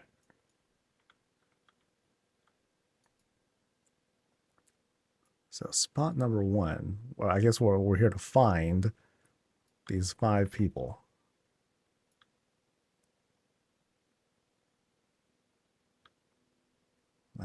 Oh, there's a person. Okay, so the sounds of time were not kind to him, but that never stopped him. I think I'm gonna trade this to him now. Nope. Shozu gazes with intense focus at the sand placed in his paws. Actually, let me place it in your paws really quick. Sand. There you go.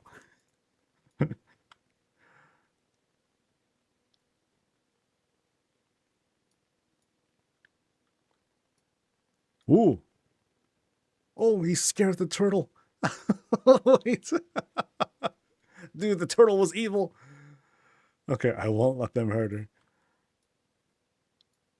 Yo, I think we're awakening a round of badasses around here. Shozu mounts and quickly flies off into the distance with a look of determination. He's got to be a badass because that dude's only level 10. All right, got more to go. This is convenient, I gotta say. This is pretty sweet.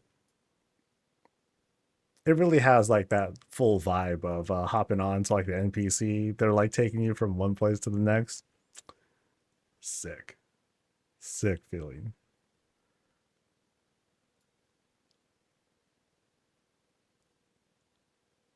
So thankfully, while I was given a map, Zama took the map. So Zama's like, I know where to go, buddy. I got this. All right, here's our next person.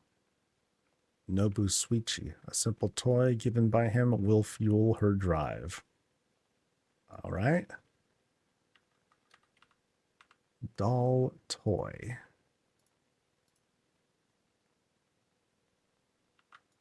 And we will unleash the beast. Let's go.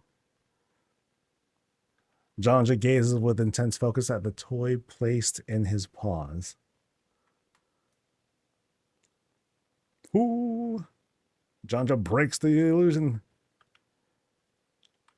Oh, I love that effect. Oh, how dare she take it this far? Go, buddy. Mess him up. Jonja mounts and quickly flies off into the distance with a look of rage.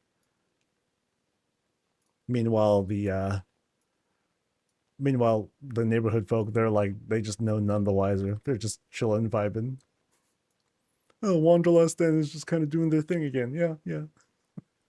That's all I heard. It says it's Wednesday. This happens every Wednesday, guys. Oh, okay. Nice.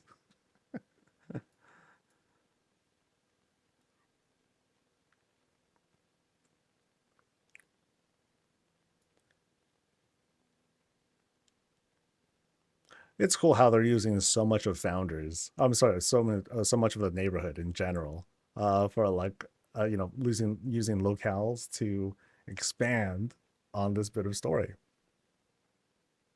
These guys are really selling the whole RP side of WoW hard. All right, so we're at place number 3 at the bar.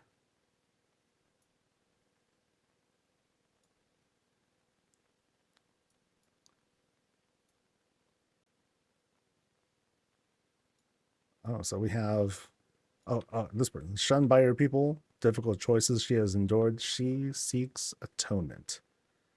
The drunk, huh? All right. So I think it's this one, the necklace.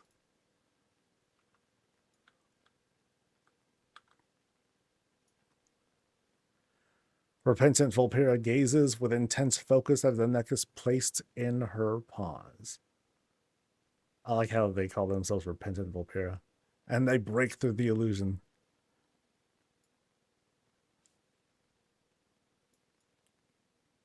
They will not tear us apart again. Now this one's higher level.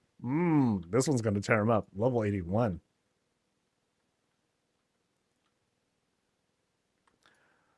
They quickly mount and look off into the distance with a look of sorrow. Only one left. Dude, let's do it.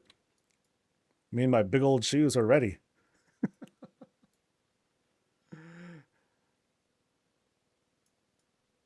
Sorry, too. It's all good. I can't count very well either.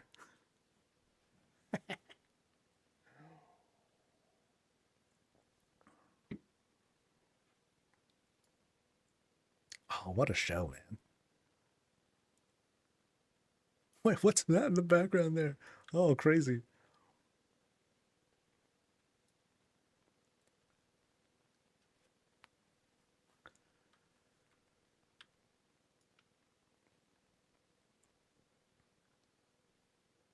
All right. A kindred spirit full of regrets, she once again gambles on the future.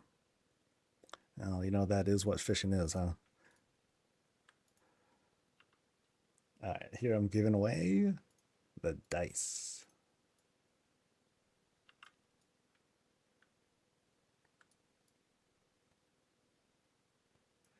Eudora gazes with intense focus at the dice placed in her paws.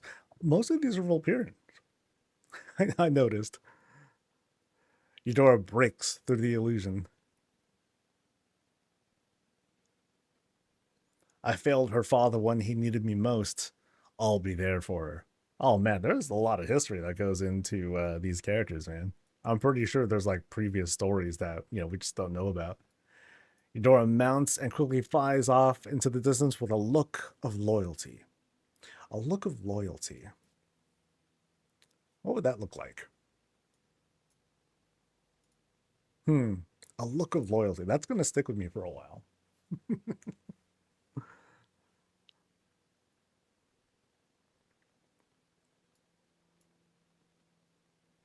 Oh, I should change my flight speed too. Yeah, I'll do that when I land.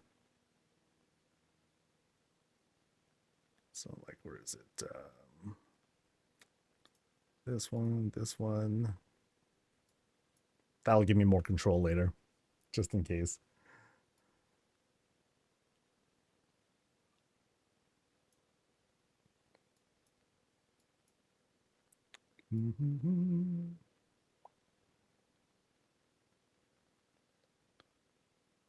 All right.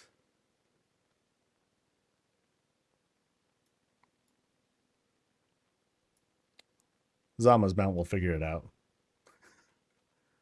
I trust him. Actor froze, yeah.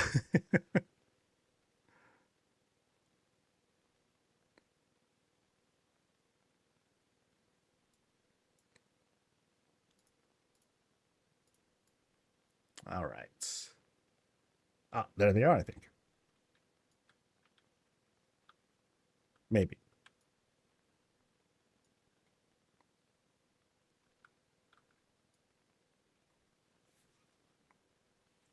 We're working on. Oh, it's all good. Oh man, this really shows some of the difficulties that come from coordinating stuff like this together. It's crazy.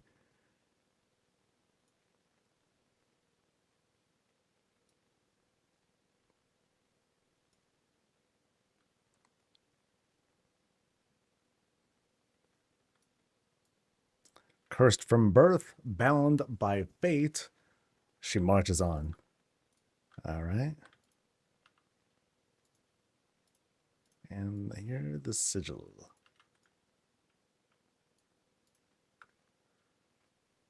Zaraora gazes with intense focus at the depleted runestone placed in her paws. Boing! And they break through the illusion. I can't believe we fell for it. We must get out of here.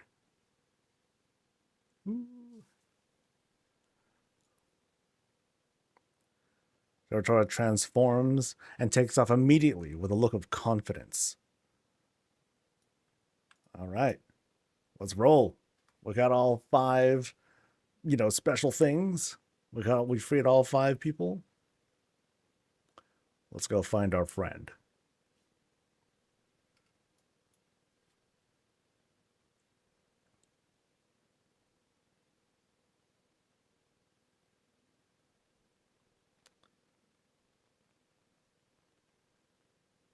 That was like my biggest part, trading the stuff.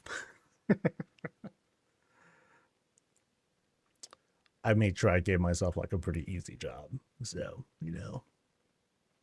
pretty epic. Feel pretty proud.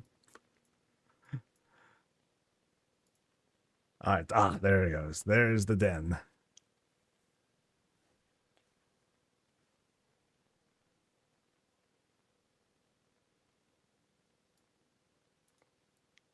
All right. We return to the scene.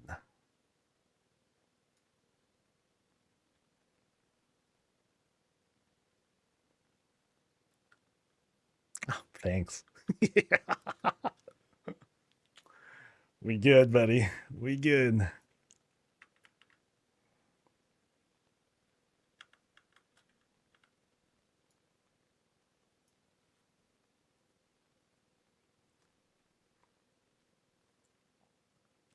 Oh, there's that one person. Your pitiful organization and their allies have been stripped of their powers.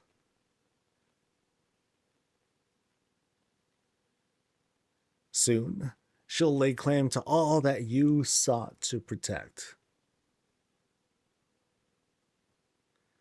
Oh, snap! Follow the river to the north. You'll find her there. And off they go. Oh, snap. All right, we're going to the river. Yo, that thing was like, zing, right by my left. Oh, that was intense, dude. All right. Boom. I think I found the spot. All right. I think this is the rendezvous point. I might need help just in case. Or I might need a correction just in case. When I'm ready. Okay, so real quick. Not yet, not yet. Pretty intense so far. So like what's the story behind this so far? So like the boss is taken away. We're breaking out some friends to help out, and now I think what we've just like set up for like a big fight. Nice. I was very wowed by the whole like sudden shots there. I'm like, oh dude, it totally looked like I was about to get hit. When I'm ready, RP across. So once I'm ready, I'll just start the walk, huh? All right. So I got I got my ice boner sword ready. Let's go. We got the oral walk going. Oh, 2 minutes. 2 minutes. Okay. Yeah, just let me know when you're good, and then I'll announce and I'll start. Oh, this is fun, man. This is cool. It's cool being part of like these. I mean, I'm sure it's a great experience actually participating in the RP itself. I'm doing mostly observations and stuff. And so it's a really cool, like, semi interactive experience as you're watching a lot of these things happen around you. So while there's a lot of like prep going on, and there's still some more that's going to happen. Really fun, really fun. I hope this turns out to be a great show, because I do want to. I am gonna cut this. I'm gonna cut stuff like this out, and I'm just gonna focus on like the on the role play parts. Just like have this cool presentation and show that we can have for people. Oh, it's neat, very neat. As for what's going on next, we'll have to see. Finale ready? All right, I'm walking, baby. The oral walk begins. I'm armed. My shoes are very tightly wound, and we're ready for a fight, baby. Or at least I'm ready to walk through. Oh, I'm walking, dude. I'm walking. So I'm sure they can probably see me coming at this point. They can start doing their thing. All right. Boom, boom, boom.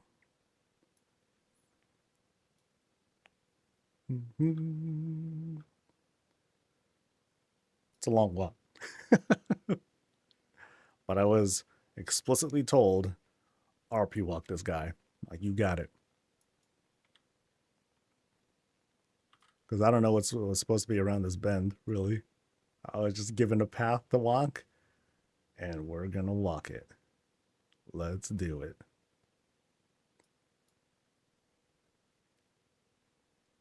All right. By the oh damn! Wow! Holy crap! Oh jeez! Ooh, ooh, we got a fight on our hands. Okay, we got some of our buddies out here too, and damn, uh, I was supposed to walk through this, dude. There's like a whole raid out here, man. Oh, look at that fish! That fish head is being punished so hard. Make your way to the platform above. We'll hold them back. I'm walking as hard as I can, dudes. Wow. Oh, snap. Actually, wait. You monsters took everything. I won't let you. Oh, wow. Dude, there are hella dudes out here. Dudes being healed up. Oh, wow. Oh, there's Kratos. Dude, that's hilarious. That is hilarious. They'll stop at nothing to gain his power. Oh, damn, that's so cool, dude. That is so cool. We can't hold him back much longer. Oh, do I wait here? I think I wait here. I'm sorry I got roped in. It's all good, man. We're chilling. We were successful. She managed to escape thanks to Chromie. Nice.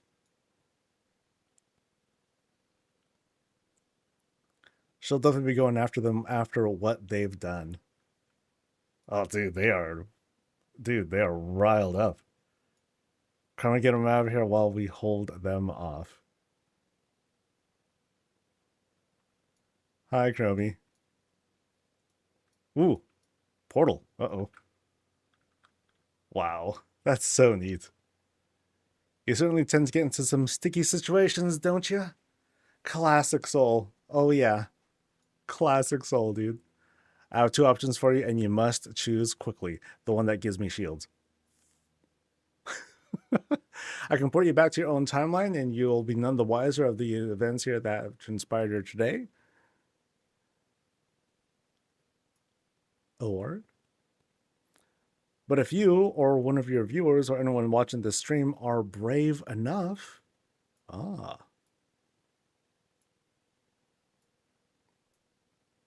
offer an experience the likes of which have not been experienced before.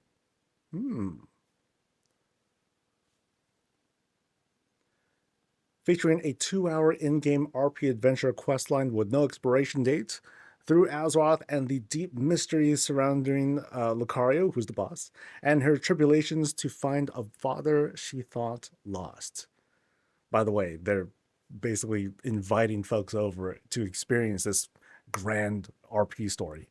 Upon completion of the adventure awaits an in-depth story, including over 2 chapters with 4 in-game cinematic videos acted out in-game with the help of the RP community to better enrich the story.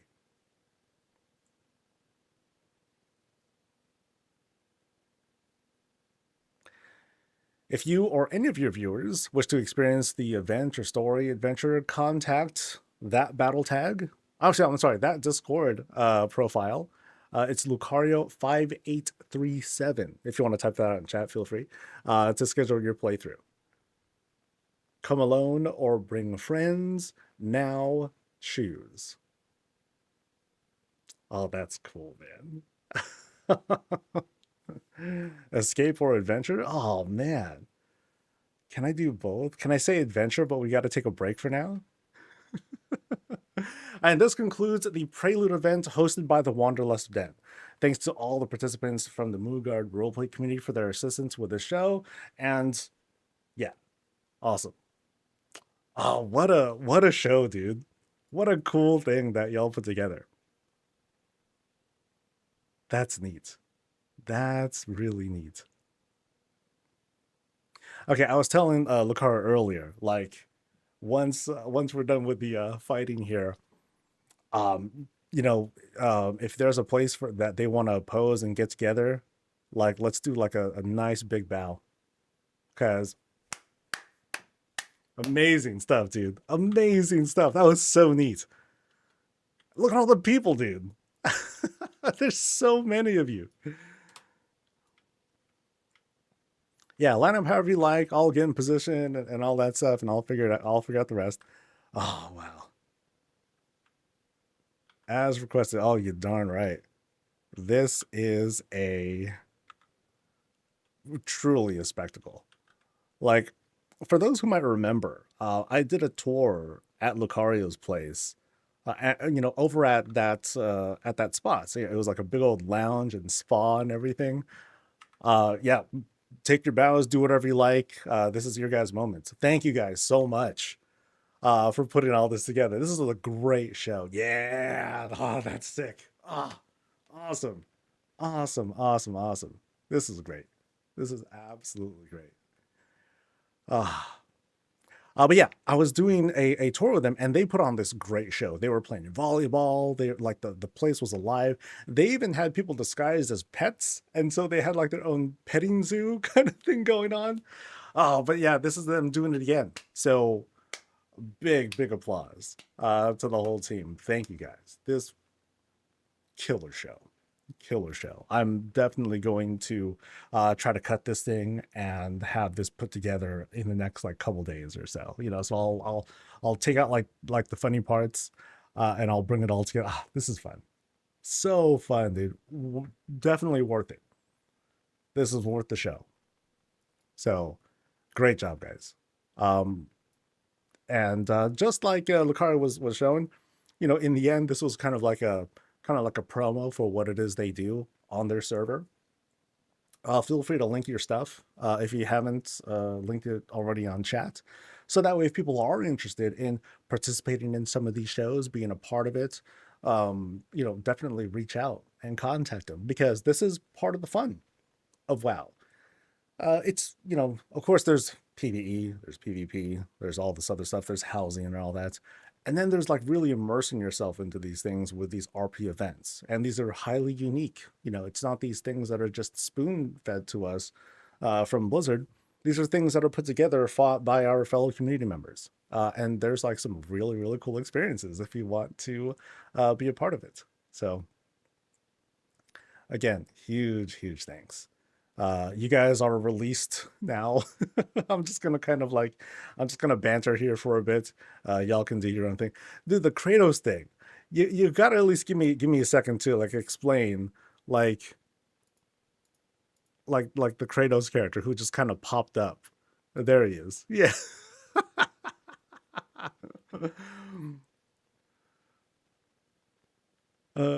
Thanks. Yeah, no, thank you guys. Yay. Yeah, the Kratos character was just hilarious. Hilarious. Yeah.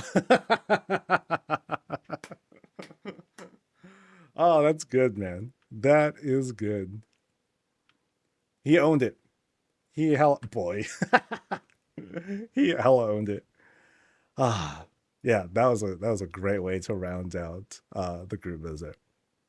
This one has been kind of been in the works for a while too. Like we were talking about this, oh gosh, months ago, and so we were like ironing out plans, adding this, shaving that, and all that. And so now we have like this, what I feel is like this great,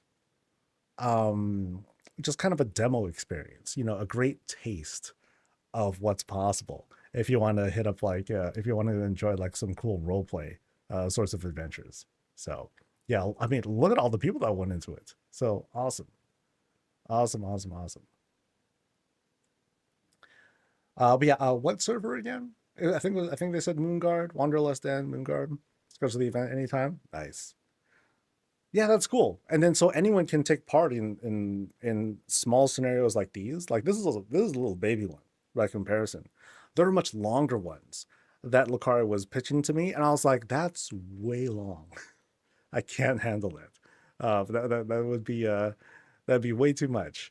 But these are very extensive. I'm not familiar with like how like a lot of this RP stuff works. But they can, yeah. So like average to RP, so these things can get like pretty involved. So that's neat. Very, very neat. All right. As a bonus, we're gonna do a little bonus thing. Mouse, are you there? I just want to make sure you're still there.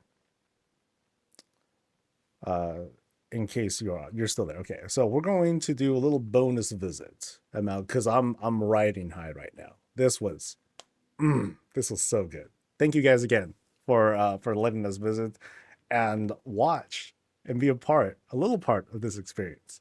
So thanks again, guys. You guys have a good one. And I will pop off this boop because I think I got to get on the Peter. And then we're going to Mouse's place. What's your battle tag? No numbers? I forget what your thing is.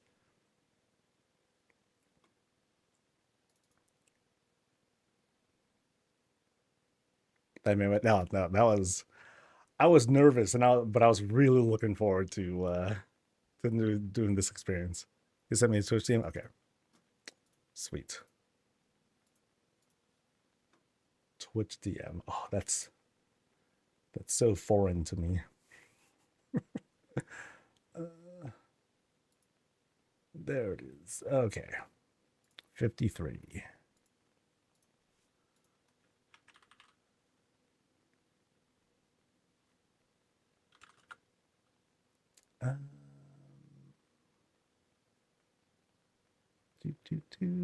Oh, do I need to add you too? Oh no. I guess I do.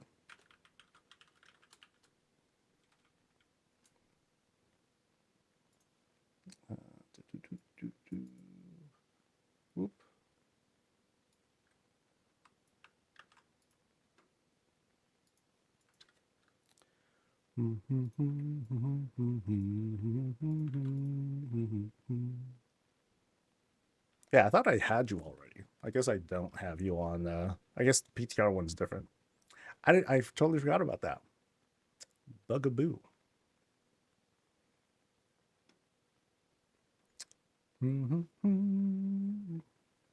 But I sent the request.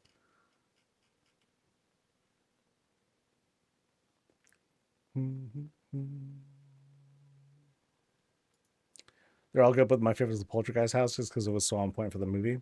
Yeah, I feel God, I always feel bad when it comes um to those builds that have like a very specific um they're like refer to certain things.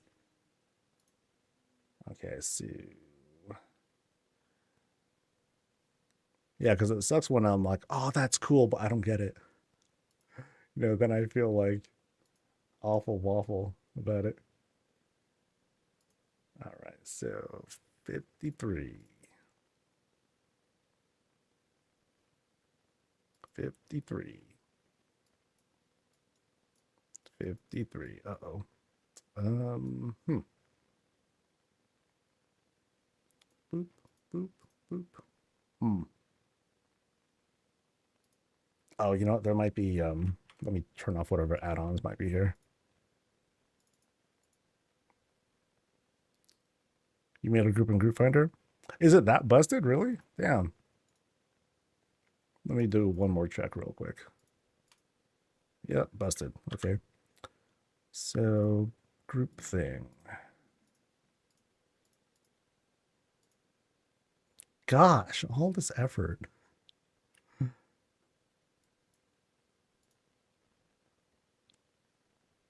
All right.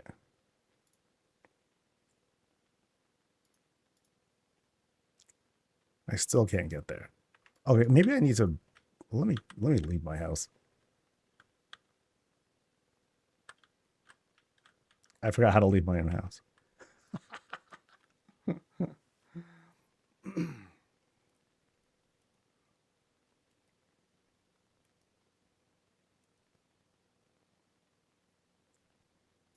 All right. So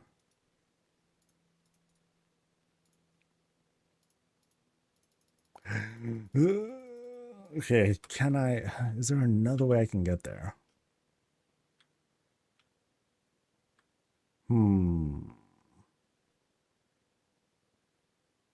What if hmm. What's another way we can try and do this? House finder? Maybe I can get lucky and just find your neighborhood. So Blue Ocean Vineyard. Somehow I doubt it.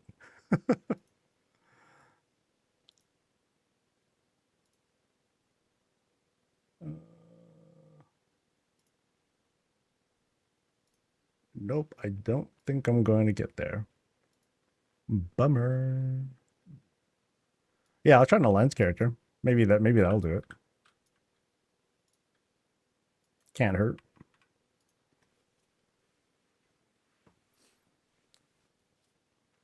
This is an alliance person. Let's go. Or I wonder if will being on the same realm work too? I don't know. I might need to do that. Crazy spells on PTR as well. I want to see her please though. Now that I'm this close, it's like, yo, I want to be able to I want to be able to check it out.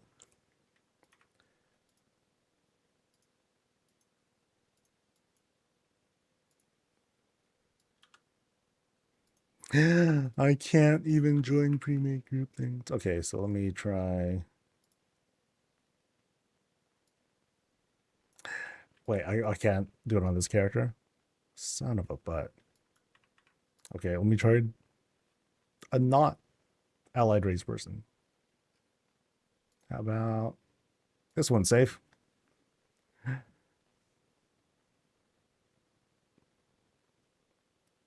About to start a 7-hour trip. Kind of excited. Ooh. Well, I'll be working on the 24/7 channel. So that's gonna be today.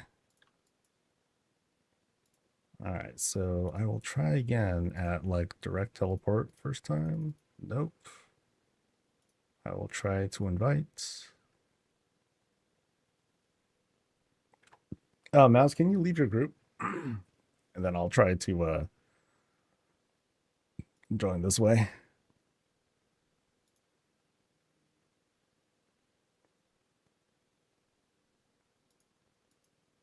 All right, so where is the... There it is.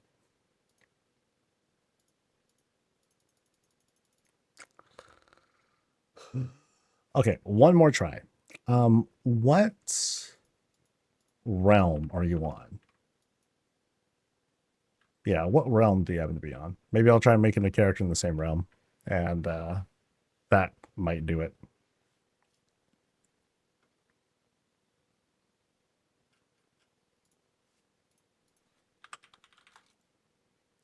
Farak. Oh, I think most of my dudes are on Farak too. Oh, incompatible. Okay, I'm definitely not on that one.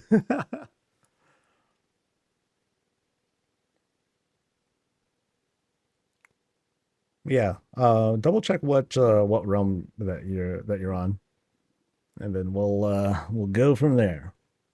Yeah, I think Farak is that's either the other PTR. I think that's the other PTR realm, because like there's PTR and then there's XP. Oh, we're on the same one. That's lame. Boo.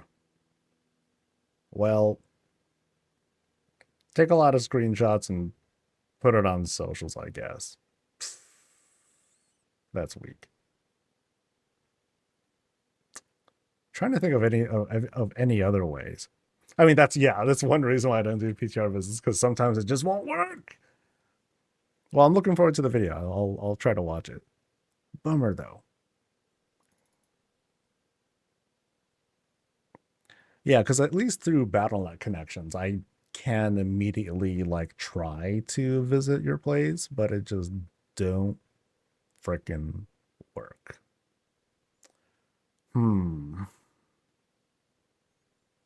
But yeah, I can't think of any other like cool ideas to try to get there. The closest thing would be like trying to go into the same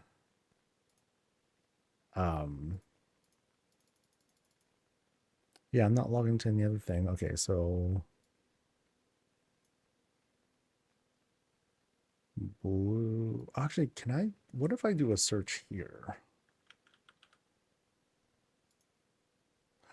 Ooh, this might. Oh, this might work. Oh, oh, fuck! This house is no longer available. I don't care about that. Oh no, I can't even do a visit. Monstrous.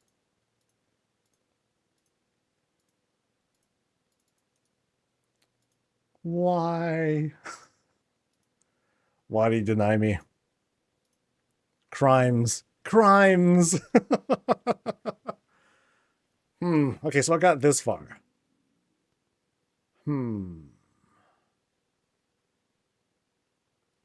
Maybe not because horde. You know, I'll try. I'll try that again. So I got that far. All right. We might be getting closer. We might be getting closer.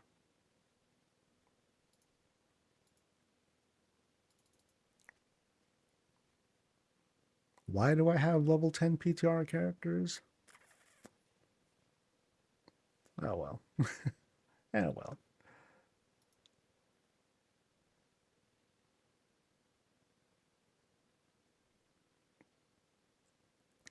Oh my god.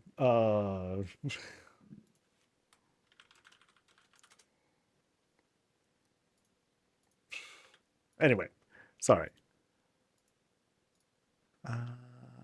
Something house finder. Actually, did this function work before? Maybe she can give you a blueprint if you can get a house. Oh yeah. You want to do that? You want to try that? That would be really sketch. You want to try to you want to DM me that code and see if it works? That'd be a cool experiment. But first, I want to try this again real quick. Ooh, ooh, ooh, ooh, I'm moving. I'm teleporting. Ah, this might work. Yeah, gangster shit. Let's go. All right.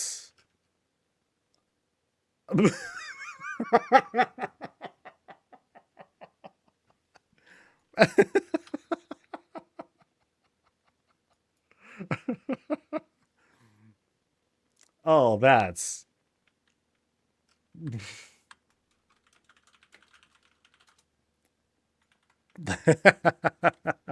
oh, that's perfect.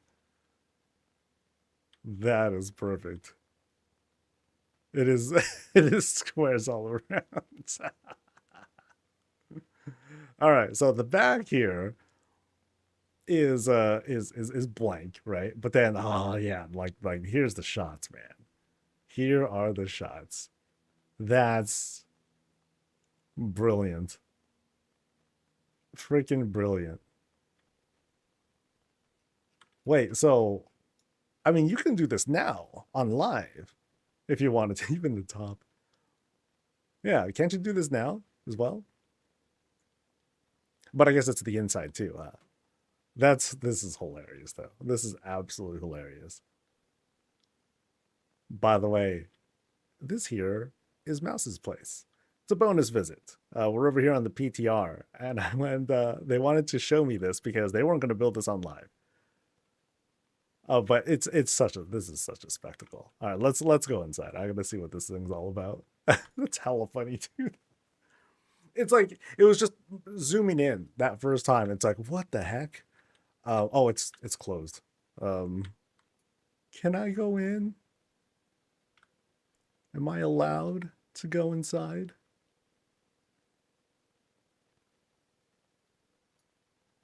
That's the PTR for you. That's how it goes. No randos can just go into the house of Mouse. It's open. Dot dot dot. No, dude. This game hates us. Let's try. Uh, you're you're a horde right now. Oh God, does that matter? Crap. Uh, let's try.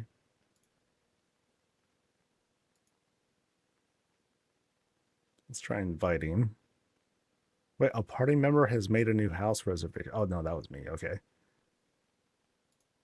All right, so we're party now.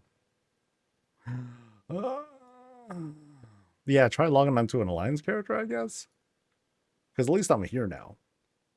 But I can't go inside. Blizzard. Why?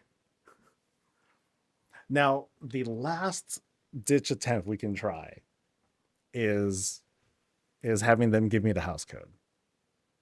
That's that's like our last possible thing. Actually, no, that's not going to work. That is not going to work because I hardly have any decor. Never mind. That's not good. Yeah, that's a non-starter. I would need to possess whatever the hell madness of a budget or of a stock that Mouse has. Somehow I don't think I will. Just a guess. No, it's buggy. We know that. It's just like, okay, can we power through? I was able to get this far, which is already a treat. This is a treat here. But we can we get a little bonus, right? Get a little bonus and like actually go inside. Now, what's funny is that they mentioned it's a Project Hail Mary build, and I have yet to see the movie. However, it is available on some streaming service. I don't know which one, but it is available. So even though if I walk in and not understand anything, I'll eventually be able to maybe walk in and get it. All right. Game time once again. Come on, big money. Why? Okay. Okay. Dumb request. Turn off the permissions and turn them on again. just just a sanity check, man. Shut them all off. Hit OK. Reopen it. Oh snap! Ah! Well, she turned. They turned it off,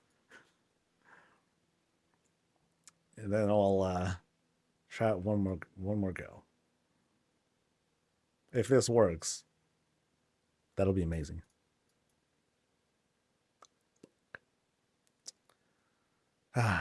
Well, that didn't work. Lame. Oh, what a bummer. What a bummer. That would have been a treat. So, oh, you know, it'd be funny if they can't go in either. Come on, tell me their stuff too. Oh, darn. That would have been even more funny. Yep. No luck going inside.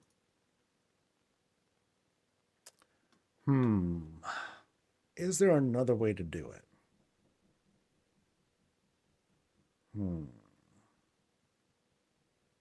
Yeah, I can't do a direct teleport inside.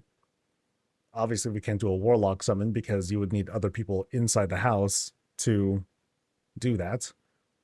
I'm pretty sure level has nothing to do with it. I hope level has nothing to do with it. Although I don't have, let's see, I turned off error messages.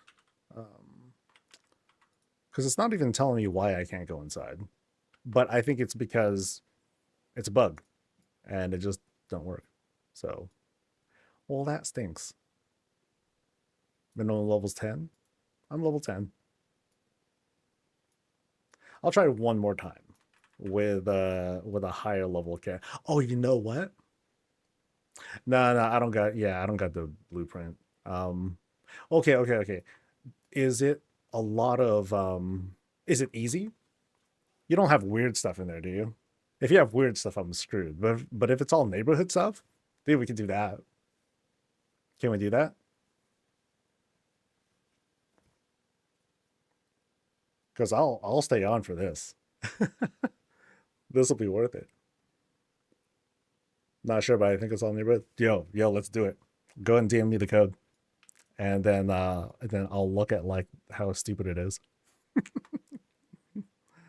I mean, I'll see real quick.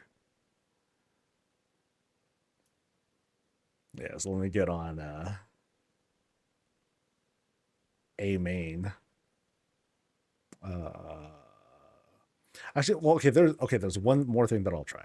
I'm going to transfer a new character because there's always that chance of these characters being tainted. So I'm just gonna make a midlight character person, make them an alliance person,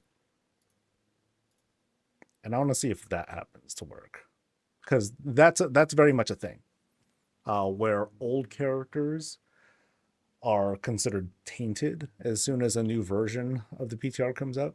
So, all right, so let's try this again. Yeah, if it's gonna not look right, I don't want to do that. That would disrespect the house. You know what I mean? So,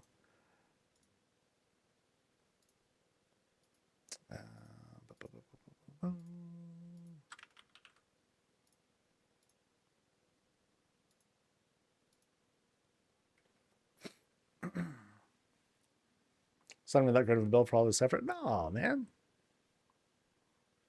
Because like now I'm just curious. Yeah, don't give me that energy of like, oh, it's not good enough for you. Don't do that, man. All right, where is that? There's that thing. I'm still very amused by that. All right, come on, QA tester in me, please make this work. Fuck. Okay, so it's fucking great. Yeah, that's more like it. Something. You should feel privileged to even get a taste of my brilliance. Yeah, we're all invested in this. But if you think it's not If it's actually, what kind of Mechagon stuff? I have some. I don't have a lot. Okay, okay. How about this? How about you give me the code, and I'll just look at what's missing, and if it seems really bad, then I'm not going to. Then I'm not going to do it, because, like I said, I don't want. I don't want to. I don't want to look poop in front of the audience. So let me get onto this guy. And I'll have to buy a bunch of stuff. I'm cool with that. Let me see if I can get this thing on the Peter.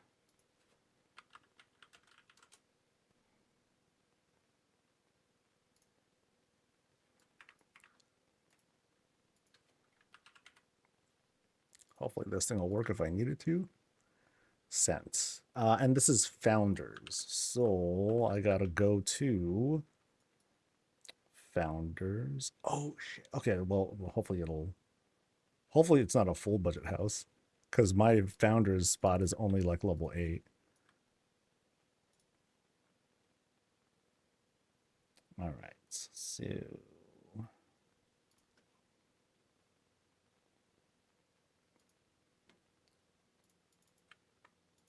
we're testing, guys. That's all. We're just testing. It's gonna be great. It's gonna be great.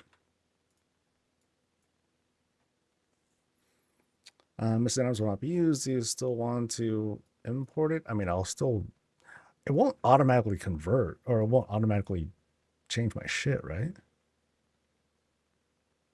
Oh, it will. Well, okay, hold on.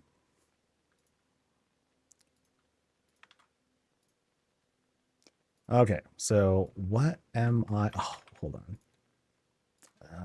Blizz move. Hopefully, Blizz move will work for this. So this is so you're seeing this all in practice now. Picking up a blueprint that you want to have here. Content you're about to import is made by another party. Do you want to continue? You sure do. And then I want to look at the list of stuff I'm missing. Okay, so it doesn't really show everything. Okay, so it's a lot. Wait, for real? Good God. Wow, this is a lot of stuff, dude. Holy moly. Okay, so I'll show you guys everything that's missing here. But yeah, I feel personally invested into this now. I feel like I can't just not do it. But I wonder though, like, can I buy? I don't know if I can buy the doormats. Like, I feel like I need to buy a bunch of these on live, and then transfer things over. Because some of these things I don't think I can get at the vendors, because the vendors, they don't acknowledge things that I've done. Yeah. I don't think so. Here, let me double check. So like the naturally elegant rug, I believe that's sold. That's the one sold in Murder Row, right? I'm pretty sure it's sold in Murder Row. Love Around the Door. Chat helped me out with that one. Like, dude, do a Hobbit style door. I'm like, okay, let's see if I can figure this out. Oh, it was a fun couple days, man. It was a fun couple days. They were long days, but those were so much fun. All right, so double checking here. I believe that I would get the wait. No, that's different stuff. I go to Ogrimmar for that, right? Because this person sells this person sells like the preloaded stuff or the pre-order stuff. But I go to the core specialist in Ogrimmar, I think. For some of the other things. Yeah, let me see if it's there.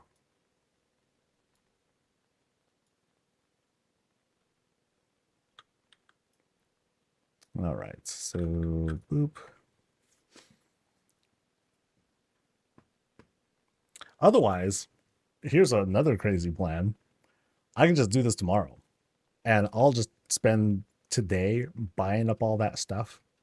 You bought them in Silverman? Damn. I'm gonna go here real quick just to check. Looks like there might be a dungeon or raid test going on right now. All right. Somewhere here. Tabard vendor. Isn't there the core person here? Guild vendor.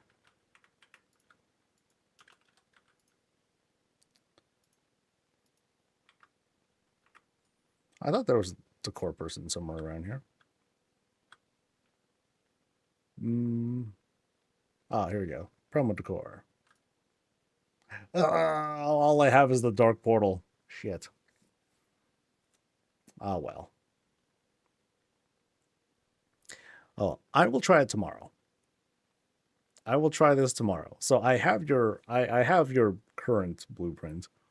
I'll spend the day. I'll try to find time today to buy as much of that stuff as I can on live, because I have to do it on live, and then I'll switch over to the Peter. I'll transfer that dude over to the Peter. Hopefully all that decor will move over. It's gonna be great. Maybe you have to have a house in the same Peter neighborhood. It could be, but I mean, there are a lot of things that we've tried, and you know, we got really close. Right now, it's just like you can't get inside, which is super poop. But oh well. It seems to be a permissions thing. So right now we're trying to just kind of find another way around it. But well, thanks to you guys for coming along for the ride as we try to do this. We might figure it out though. We might be able to figure it out. For now though, I'm starving. It is 89 degrees in here, and I think I'm ready for some ice cream and some salad, because that's a great mix. Big thanks to everyone who joined us for today's visits, of course. Huge thanks to the Wanderlust Den, along with like the extra crew that was put together to put on that show. It was fantastic. Loved it. And of course, if you want to be a part of those RP tours as well, hey, go ahead and hit them up. It sounds like they do stuff all the time. They have their Discord information and everything available too. So if you want to be a part of that, great. Otherwise, I think I'll see you guys for the next thing. Until then, stay safe, stay healthy, and as always, stay